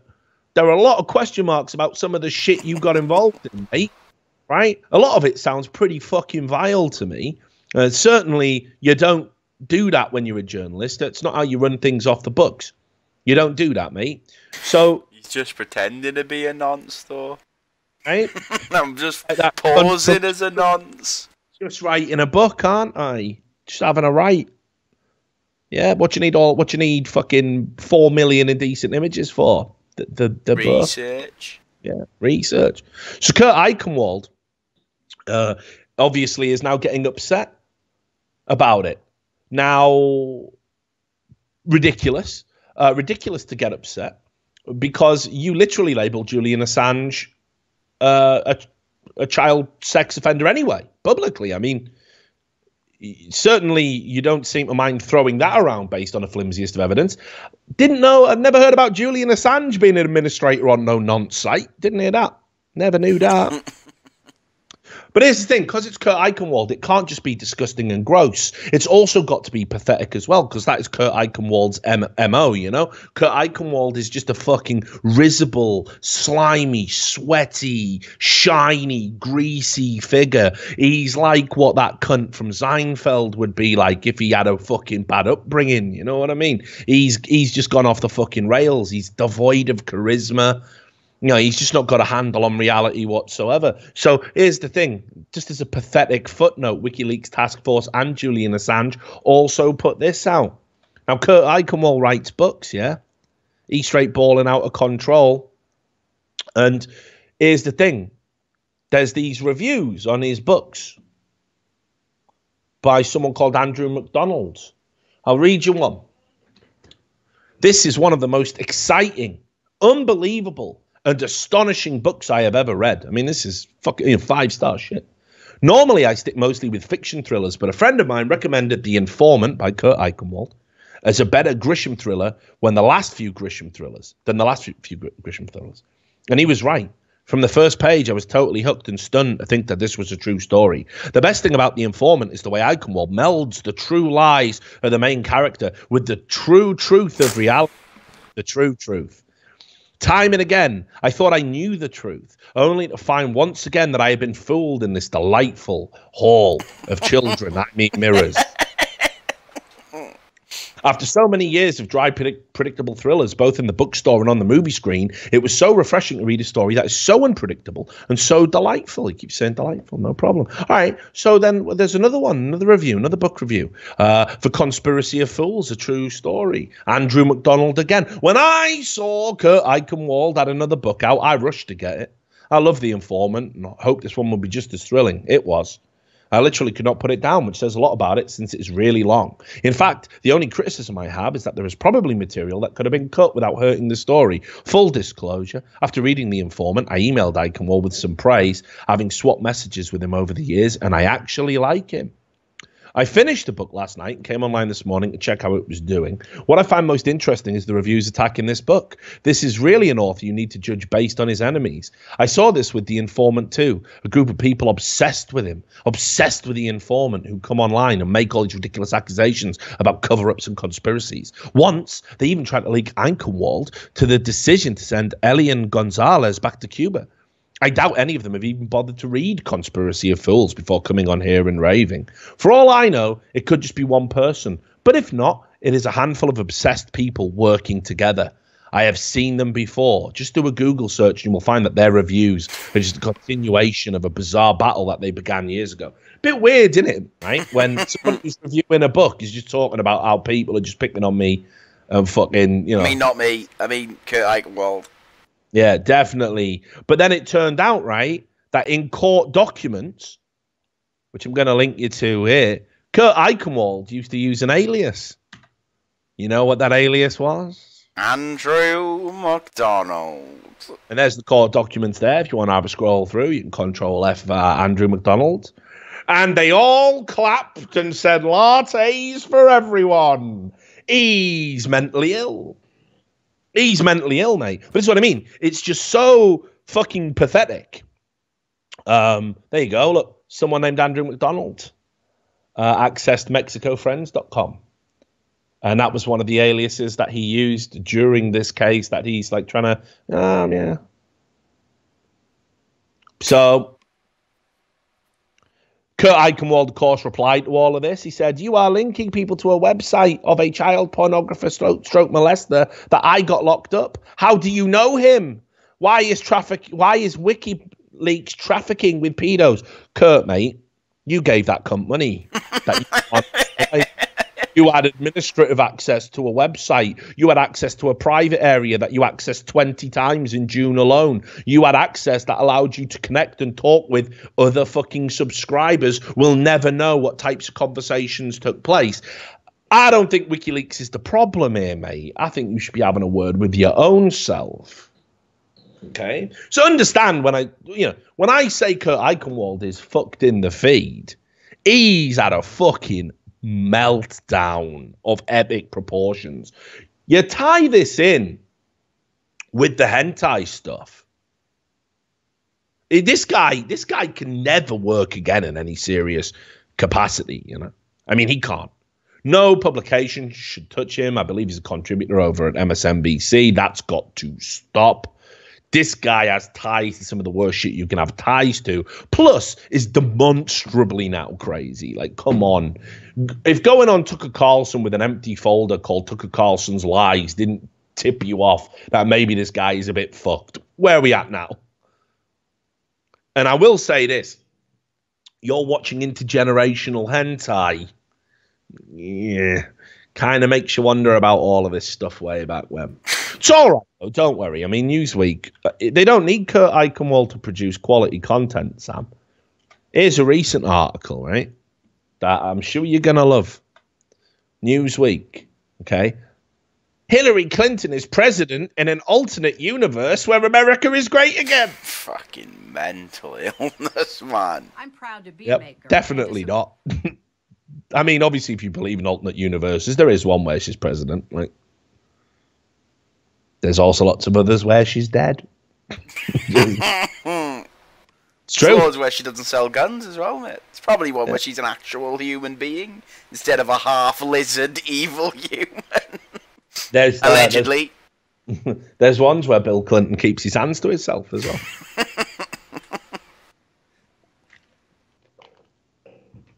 Not to worry. But anyway, just look at some of the fucking gibberish in this. It's unbelievable. It's like they've wrote like a fan fiction of what it looks like for Hillary Clinton to be in as this president. This is the most mentally ill thing I've ever seen. I just saw really that bad. quote and I can't be asked. I'm going to get there. So I won't read you the full thing. I don't want to spoil it, but I'll just read you the first few paragraphs because it's a roller coaster, you know. Hillary Clinton sits behind the resolute desk in the Oval Office, pulling out a large blue binder and a jar of hot peppers. Her typical snack is the leader of the free world. It's 9:30 p.m. and Madam President spent the day successfully rallying House Republicans and Democrats behind a health care bill that will improve upon her predecessor's landmark initiative, the Affordable Care Act. The bill passed an hour ago, but she isn't anywhere near done fulfilling her duties to the American people. I won't be taking any more calls, Clinton tells senior advisor Huma Abedin, who is walking toward the door near the grandfather clock. I want to look through these Russian sanctions one more time. Tell Bill not to wait up for me, as if they've slept in the same room at any point. I don't even believe he slept in the same motherfucking house. Slept that much in evil can't be in one place, mate. The world will implode. They don't sleep in the same coffin anymore. Right. So here you go. Aberdeen, leaning on the half-open door to one of the most powerful rooms in the world, gives one last look at the president before leaving the White House. You did a good job today, Madam President. Who runs the world? Clinton asks. Oh, get out my fucking Positioning face. her glasses higher on her head as she stares down at her documents. Girls run the world, Aberdeen responds, closing the door and leaving the president to her work. Now, that doesn't hook you in, ladies and gentlemen, and make you want to read the rest of that fine Newsweek article. That's Newsweek writing fan fiction about what it would be. This is our news. Things that didn't happen, but we're going to say they did in alternate universe. Newsweek. News from an alternative dimension. That's where we're at right now. Some leftists just can't handle the election results to the point. We're the snowflakes. Yeah. They're just pretending. No, they're just You're alternate reality to try and get something you like. All right, man. Anyway, I was going to talk about Louise Mensch, but we ain't got time. I don't want to keep you all night. So let's just hit a few examples of mental illness and then we'll peace the fuck out, right? Like, we'll end evening. I got an early start tomorrow anyway. I got filming to do. So, where shall we go? We got to leave that one. All right. Cinema. We all like films, right? Yee. Yeah, you're a big fan of films. I love films. Well, there's this movie coming, and I think it could be the death of art as we know it. I mean, this is the worst focus group sounding piece of shit movie I've ever heard of. It's called the Emoji Movie. Have you heard about this? No. So basically, they're making a movie, all right, about emojis, right? Yeah, I know. Okay, calm. Be calm. But here's the thing. It's like a cartoon. It's like animated, obviously, because they're emojis. But the point of the movie is to fight Donald Trump, apparently, because obviously. And they want to make young people, children, adopt progressive values. So it's basically a form of indoctrination. Yeah. Now, what's interesting is, do you remember T.J. Miller? No. Remind me. Yeah, T.J. Miller, the guy who got fired because he attacked a taxi driver for saying they voted for Trump. Yeah. It was an Uber driver, not a taxi driver. Just basically a drunk out of control fucking liberal, can't handle anyone having a dissenting opinion, just standard. Well, TJ Miller's going to be the voice lead for the Emoji Movie. And there was this report by Alex Griswold, who's a reporter I like, even if I don't necessarily like the publication he writes for. But I like him. I like the cut of his jib, basically. Here it is over on Free Beacon. And you can see here, he wrote this. The lead voice actor for the Emoji Movie, which, again, is just such a bad idea. Is this where we're at right now? Like, in terms of writing and creativity? This is this where we're at now, mate. I know. When I was a kid, I was watching fucking Fist of Fury, Chinese Connection, losing my motherfucking mind watching Bruce Lee whip some ass. And now I got the Emoji Movie. What is this? Dude, but like, even think about, like, the kids' movies when we were coming up, man. You sit through fucking Aladdin, Lion King. Yeah, exactly. Straight bangers. Yeah, the original Pixar stuff that came out. This is like, that was the stuff. Characters, writing three-dimensional characters. Think about how deep and layered Buzz Lightyear actually is. Like, I'm being deadly serious. Yeah. But emojis. What are you? I'm the poo head emoji. Brilliant. I'm out. I'm done. This is garbage. This is hot garbage. This is going to be a fucking train wreck, by the way. This is probably going to get lower rating than that Pixels movie or whatever Adam Sandler was in. Yeah, that shit the bed. I don't remember that. That did. I mean, but then again, Adam Sandler's just given up, hasn't he? I mean, let's be real. He hasn't made a good movie for a long, long time. But anyway, so the lead voice actor for the Emoji Movie insisted in an interview on Thursday that the movie is a very, very important way, two verys, of fighting President Donald Trump's administration, rather than just a film about talking faces aimed at children. Sitting down with the Huffington Post, of course, comedic actor TJ Miller trashed his former co-workers on HBO's Silicon Valley. Yes, that's the show he's no longer allowed to work on, saying they didn't do enough to stop Trump. Right before the election, I asked, how much money did you donate, you Hollywood elites? How much did you donate to Hillary Clinton's campaign? He recounted. And everyone in the cast said nothing. They hadn't given $1.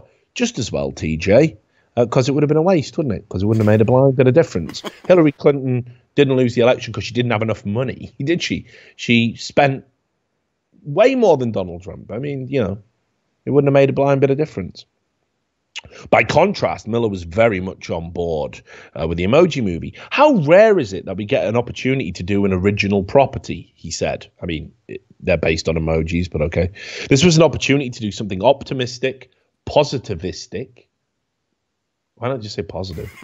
and we have very few weapons in the current administration, and one of them is to target a younger demographic and try and help them understand and adopt progressive values, Miller continued. The movie has a lot to say to women and how they have limitless potential, and one of the characters literally breaks through a glass ceiling. Sounds exciting. The Emoji Movie will be out in theaters July 28th and will be in DVD and Blu-ray bins the week after, I imagine. Want to look at my own emoji I just made a TJ Miller, mate, back open up the stream. No, I did. I thought that. That's my emoji, mate. The TJ Miller. Yeah, Tej. He's having a Tej.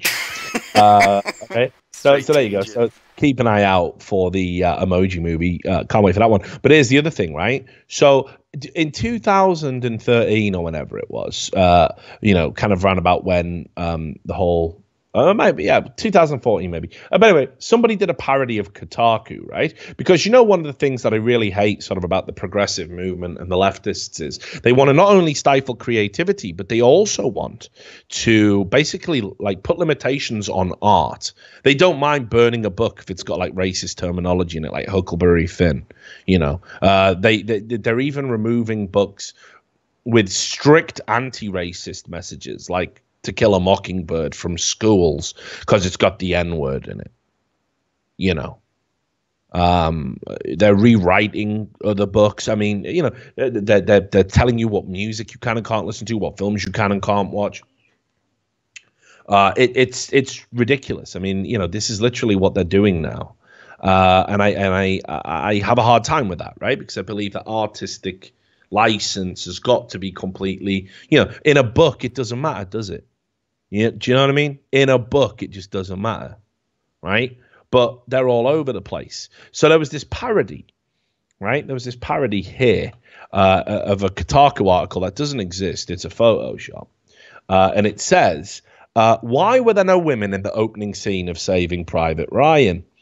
What is more essential? Historical accuracy or gender equality? I realize history books have no record of a female presence on the beaches of Normandy during D-Day, but why should that stop us from representing women in a war that affected them just as much as any man? But it's a parody, Sam. It's a parody, all right? So I totally think that's hilarious. I think that's brilliant. It's really, really good satire. Here's the problem, though, Sam. USA Today did a review of Christopher Nolan's Dunkirk, right, which is the new movie that's out.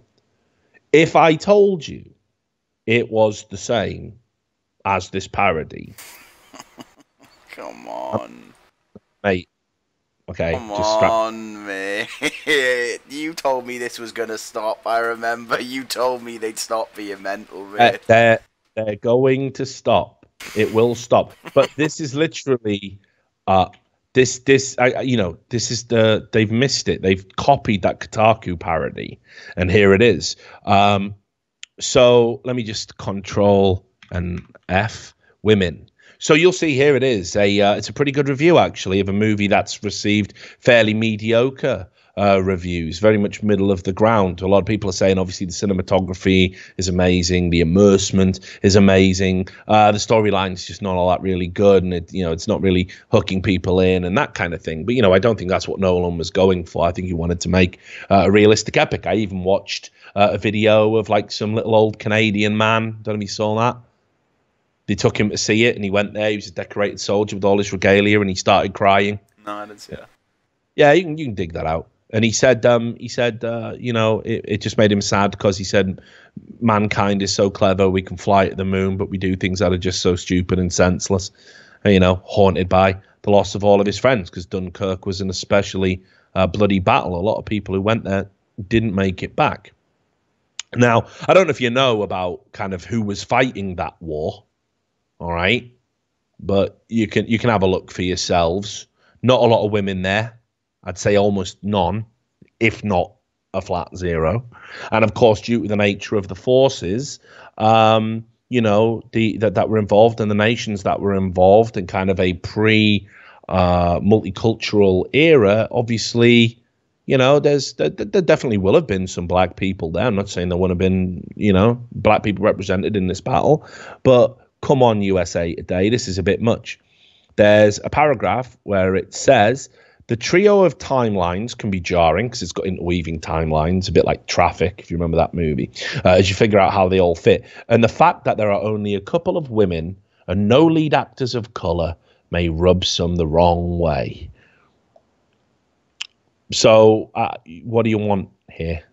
What do you want us to do? It's a war movie about the Dunkirk evacuation of 1940. I find this so scary, mate. The fact that people are just regularly suggesting we change history now and just be mental. Why not, though? Why don't we just change it? Why don't we just say women that? Because it didn't happen. That's why. Because it happened for real, like, so we want to say for real what happened. So, like, what Nolan was going for was a historically accurate depiction of Dunkirk. But, you know, I if you want, we can just go full fucking Braveheart, you know, and just make shit up. If you're is that what you prefer? Like, what an insult it would be to the veterans as well. Like, you invite them along, and you know, there's some fucking super woke woman with pink hair. Oh my god! Take that, Fritz! And they're just like, feminism wins again. It wasn't like that. We tried to keep the women safe. We wanted to not have them die as we tried to evacuate 400,000 people from being slaughtered. Hey, don't worry, little man. I got you, but I gotta blow your dick snowflake. Yeah, you know, is that what you want? Is that what you want? Is that what we have to do in a you know, historically accurate depiction of the war? Can we? There's a time and a place to insert shit. Like, I don't mind Doctor Who. I said that. But not the Battle of motherfucking Dunkirk. That's the point, innit? Like, Doctor Who is a time-traveling, interdimensional, shape-shifting being who can break the laws of space and time. It's dumb that he's never been a chick. You know, that's fair. That's fine. Have that. Do that. You know? Fine. Wonder Woman, great. Love that. This is Dunkirk, mate. Because none of that's real, that's why, so it's okay. Yeah, this is Dunkirk. People died for real. This was a war. What do you mean? We can't just change it, can we? So, yeah, I thought that was kind of wild. And also, as well, there was this other thing I read the other day. It was over on the Daily Dot, right? Again, uh-oh. But it was syndicated from something called Bustle, probably just another piece of shit blog. But they also implied this, right? You know, Game of Thrones is back on, yeah? Yeah. You been watching it? No, not yet. I usually wait until a few of them come out because the start is always slow as fuck. Oh, it's been really bad. The ratings. That's what I mean. People always just say Game of Thrones is so good. It's not, though, is it? It's dog shit for most of the season. Then there's 2 good episodes that manage to keep me clinging on to the next one. It's what's annoying me about it at the moment, honestly. It's just constant fucking, like, you know, they're just paying, like, lip service to the fans constantly, just, like, constant, like, appeasement of the fans. Like, here's a scene we know you'll like. Yeah, all right. Because they're off script now, pretty much, from George R.R. Martin. Yeah. So they're just like, you can just see how everything's going to unfold. Like, they did this battle. Like, put it this way. There were people on Twitter going, wow, that was a good episode of Game of Thrones. Like, straight up, you don't even, like, just go watch a custard pie fight or something. You know what I mean? That's more your... People say that all the time. Game of Thrones is so good. It's not, though. But, you know, I saw like some feminist tweets going, wow, cunnilingus in Game of Thrones. You know, girl power. Mental. Because, you know... Why is that a thing to be celebrated? Grey Worm or Vincent Company, you know, he's got his cock and balls off, right? I mean, it's disputed. Oh, he finally goes in, does he? Yeah. It's about time. By the way, if you've been avoiding Game of Thrones, it's been spoiled as just watching him get mythical blue balls it's not really every time he's there.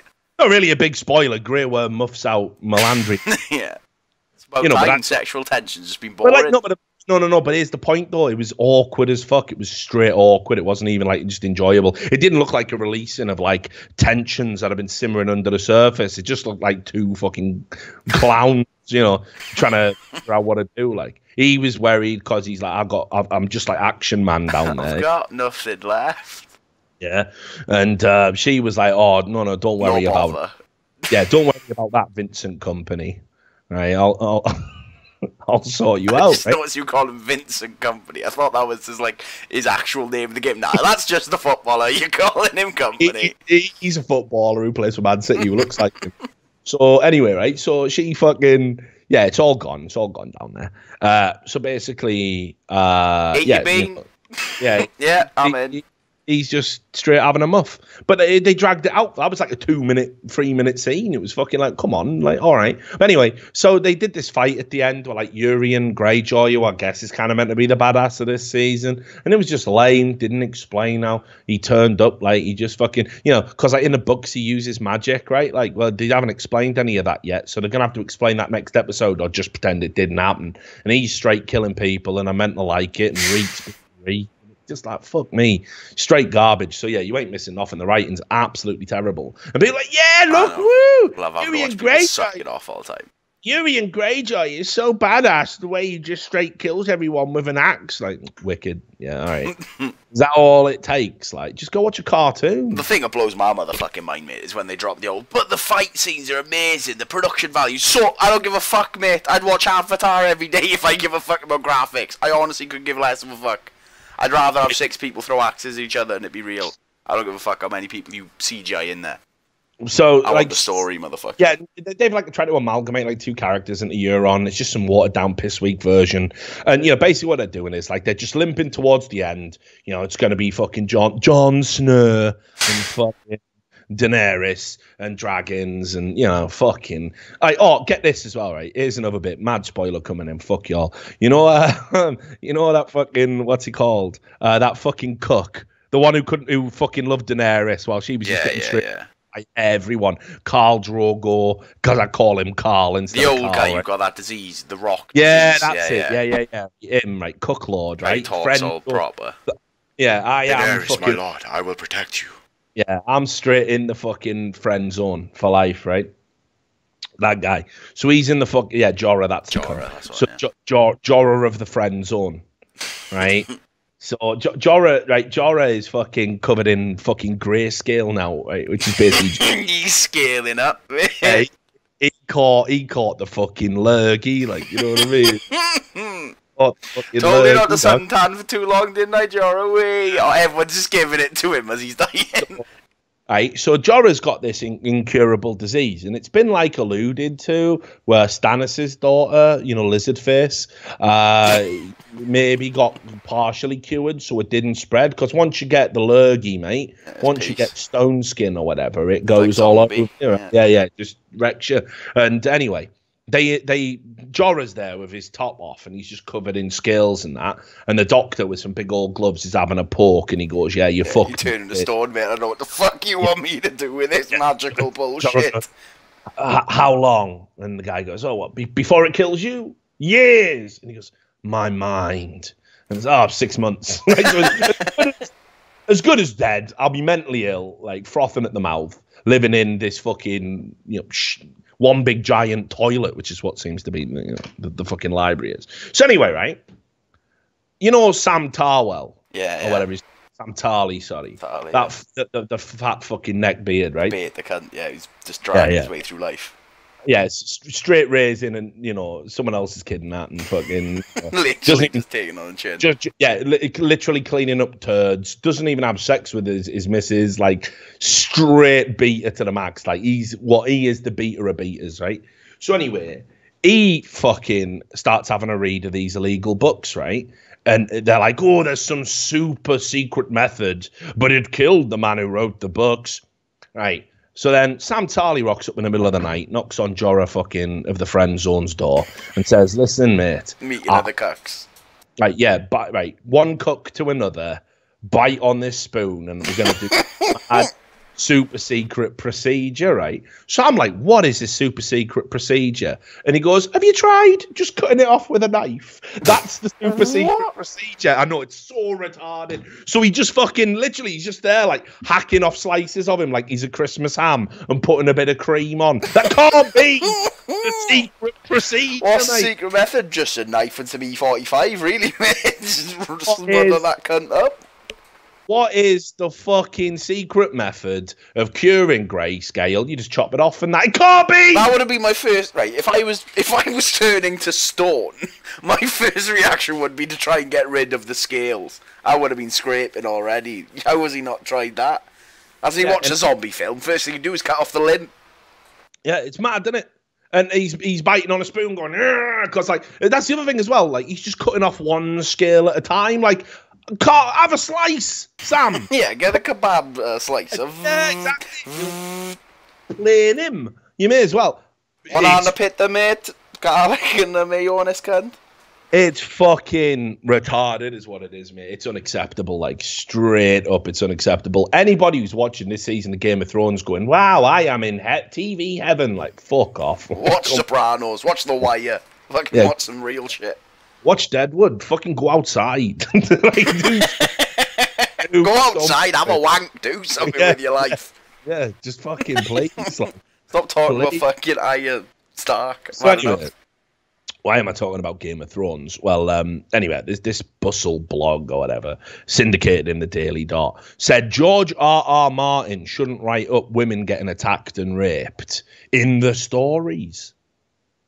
Now we're just policing. Now we're doing thought crimes. Yeah, no, right? Because somebody said, right? Now, this does sound a bit mad. Like, and I always thought, looking at George R.R. Martin, right, okay, what sums up George R.R. Martin to me is there was an episode early on of Game of Thrones where it was two people fucking, right? And like just having a, really going for it. And it zoomed out and then you went through a keyhole and it was a man wanking. And then it zoomed out again. It went through another keyhole. It was just a man looking, having a sneer, and he turned around and it's little finger. That's mad retarded. What does that say in a TV show for? I'm watching someone have a wank who's watching someone have a fuck. What am I doing? Like, you know what I mean? Little finger. It's mental, isn't it, right? And I know for a fact that George R.R. Martin personally directed that scene. He was just there, he just looks the type, doesn't he? But whatever, right? What I'm saying you pulled it wrong like this. Yeah, I'll give you an hand. Your motivation, you're about to jet. So apparently, like, somebody did tally up all of the sexual assaults in the book, and there was 214 instances. Like, and they're big books, but still, that is mad. But what I'm saying is, they are books, like, just, do you know what I mean? It's just, it's not, none of it's real. Nobody's reading it going, this looks like a nice world to live in. Yeah, it isn't from an exactly, gender equal type either, is it? And that's what makes the kind of, achievements of the female characters that rise up through the ranks all the more so, right? That all the women, they can be subject to all this abuse. You think about like Sansa's fucking, development as a character, right? They're subject to some horrific abuse, surviving like, forced marriages, death of their family, all this shit, but they still rise to positions of power and they get wily and clever and they learn how to control their environment, while the men act like, barbaric dickheads, right? Like, and actually, again, there is this thing, like all the men who were all sensitive, right? I mean, nobody reads this subtext. Grey Worm, great lover, great loyal person, no dick. Varys only serves the realm, no dick. All right, okay. There's a subtext there, right? Like, but we don't talk about that, do we? Because it would book the fucking trend. But yeah, the Daily Dot wrote this up. Greyjoy started being nice as well. It was after he had no dick. Reek got his honour back after he was castrated. Like, how many castrations are there per fucking page? You know what I mean? Maybe they're counted, mate. Maybe they're in the number. So, like, at the end of the day, I'm just putting out there, like, I don't think we should be, in the name of social justice, not writing baller books. You know what I mean? I just don't think we should do that. But that's what I mean. That's where we're at. Change the films, change the actual real history of the world. And yeah. So just one last thing before we bounce. I know I said it wasn't going to be 2 hours. He's lied again. He's lied. You know how it is, mate. It's been fun though, and you haven't fallen asleep during the show like last time. Good man. Right, do you remember? You remember Tariq Nasheed? Of course. Another another one of these mentally ill people. So Tariq Nasheed, you remember when he did that joke thing about the SWS database, which he said was the suspected words database, but it was really the suspected white supremacist database, and he was just put in there who just weren't white supremacists at all. Chris Reagan, that well-known white supremacist, is in there. You know what I mean? Fucking Bunty King, the Sikh. He's a white supremacist, obviously. So anyway, I was like, that's funny. That just shows the depth of his mental illness. Well, the Anti-Defamation League, right? They're the people who, under political pressure from the Clinton campaign, labelled Pepe a racist symbol, They're the ones that said Pepe is now a white supremacist symbol because nothing says white power more than a green frog, the green card frog. So anyway, I knew they'd been kind of infected with that kind of leftist politics, and they don't stand for anything beyond that anymore. They are basically trying to, appease that group, right? So they've invented a new term and made a database just like Tariq Nasheed's, and it's real. Bruh. The Anti-Defamation League, absolutely, dude. They just made Tariq Nasheed's lunatic database. They actually did it for real. Okay, so they invented this term called alt-light. Okay, so alt-right, let's be clear. The alt-right was meant to describe young conservatives that didn't identify with traditional neocons and wanted to move away from it. Then the media constantly changed the label and started saying, no, alt-right's all white supremacists. And Richard Spencer, a fucking piece of shit media opportunist who is a white supremacist, said, yes, we're all alt-right. And then everyone went, fucking hell, he's saying it. It must be real. It's a real thing. It's not. It never meant that. The person who coined the term, I believe, was a professor, never meant it to mean this. It never meant this at the beginning. It didn't mean it when Steve Bannon said Breitbart is a platform for the alt-right. He was talking about what the alt-right actually means, but then the media quickly changed it, and people like Richard Spencer, who just crave attention like the spoiled, retarded children that they are, he adopted it, and then all of a sudden they all went, haha, if Richard Spencer says it, if that cunt from the Daily Stormer says it, then it's all true. So bunch of people then started to reject the term the alt-right. Once people realized the goalposts had shifted, guys like Milo, Cernovich and all that said, no, we're not alt-right. And some people have always rejected the term. Sargon of Akkad, for example, actively got banned from Twitter for sending gay interracial porn to the alt-right to trigger them. Right? Twitter banned him for that. How dare you trigger Nazis? We're not just targeting you. So anyway, the ADL have now invented a new term, alt-light. Okay? Because and it's a way to capture all of the people that basically reject the alt-right but aren't liked by the left. I'll read you the ADL's official description of the alt-light. A loosely connected movement of right-wing activists who reject the white supremacist ideology, but whose hateful impact is more significant than their light name suggests. The alt-right embraces misogyny, xenophobia, and abhors political correctness and the left. I like how the last two are compared to the first two. Misogyny, nah. I mean, a lot of these people that you label alt-right are women, right? Xenophobia, nah.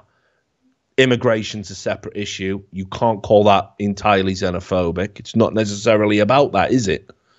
Right? And they abhor political correctness. Yeah, as most people should. And the left, yeah, because you've gone fucking mental. Yeah, you've lost your fucking marbles, mate. So you scroll down past all the people in the alt-right, the usual suspects, the opportunists, pathetic actual white supremacists who were spitting out race realism and IQ results made in highly dubious studies and all this retarded shit. And it's just boring. These people are just fucking losers. I mean, put it this way. Half of them, if you just look at their fucking heads, they're not an argument for white supremacy at all, are they? I mean, they're the opposite argument. You would take their head and go, yeah, maybe we're not so superior after all, right? So you ignore all of them. It gets interesting when it comes to the fucking alt-light section, right? Because the people who are in there, it's bonkers, right? So you got Brittany Pettibone in there. She's a science fiction writer. And she's also got a podcast. When she has done podcasts with Tara McCarthy, who is an actual white supremacist, to be fair.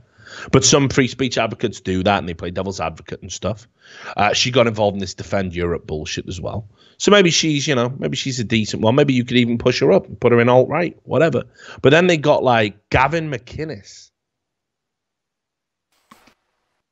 Gavin McInnes.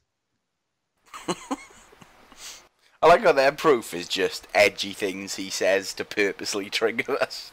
Yeah. Like, yeah. Why else would he name a video 10 things I hate about Jews? Do you think that's him being legitimate? Yeah, he's obviously trying to trigger people. It's borderline satire, a lot of what he says. Yeah, exactly. If you watch the videos, most of the time it is. You know, they've even got to say here, McInnes has been criticised by the alt-right because he will not promote the conspiracy theory that Jews control the world. So, I mean, how is he a bad guy? I don't understand. Jack Posobiec, that's a man with White House press credentials. He's in there. You've got Lucian Wintrick, who's like writes for the Gateway Pundit, or he used to. He's an interesting character, strange cat. He sees himself as the new Milo. He's like an openly gay conservative. Don't really see anything from his work that would make me think he's a white supremacist. Mike Cernovich, definitely not a white supremacist in any way, shape, or form. I believe his wife's Latino as well. This idea he's a xenophobe is completely ridiculous. Don't get it. A lot of people are trying to pin Pizzagate on him. Definitely wasn't him who started that. So a bit ridiculous. Of course, he does work for InfoWars now. So, or as a contributor, I should say. And then Milo Yiannopoulos, of course. The world's most fabulous supervillain. So that's all you have to do to be on the ADL's hate database now. That's it. The alt-right. Deservedly on the ADL, I guess. Yeah. I guess that time's been taken to write that article. Yep. These are the modern day hate figures. Here's a list of people with opinions that differ from mine. Mental. Absolutely mental. So there you go. Maybe one day we'll get on that database, Sam. I'm alright. Keep me off your mentally ill databases if you want. Oh, we'll be on something. You'll see. So there you go. That's the show. Hope it was enjoyable. Me and Sam are now off to go through and, pick out the best bits, and maybe we'll do a compilation video or something sometime soon. Thanks to all the people who liked, donated, bought t-shirts, subscribed. If you're watching the VOD on YouTube, make sure you don't get unsubscribed. We've been mitigating it. We actually went past 92,000, Sam. Yeah, so bad. We're 8,000 off the 100k. And when I get the 100k, we need to think of something special to do, and we should announce it now and incentivize people. And if we maybe keep should doing go somewhere. Another and trip. if we keep, yeah, maybe. And if we keep getting the subs, we'll be doing another t-shirt giveaway in the next episode. We're about 15, 16 subs off.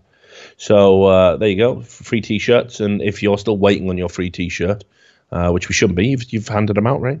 Yeah, it shouldn't be long. Depending on where they are, it'll take up to a couple of weeks usually. Yeah. All right, good. So there you have it. So that was the show. I know it was later than usual. I'm off to bed. Sam's off for breakfast. And we will see you on the next episode. You take care. Bye.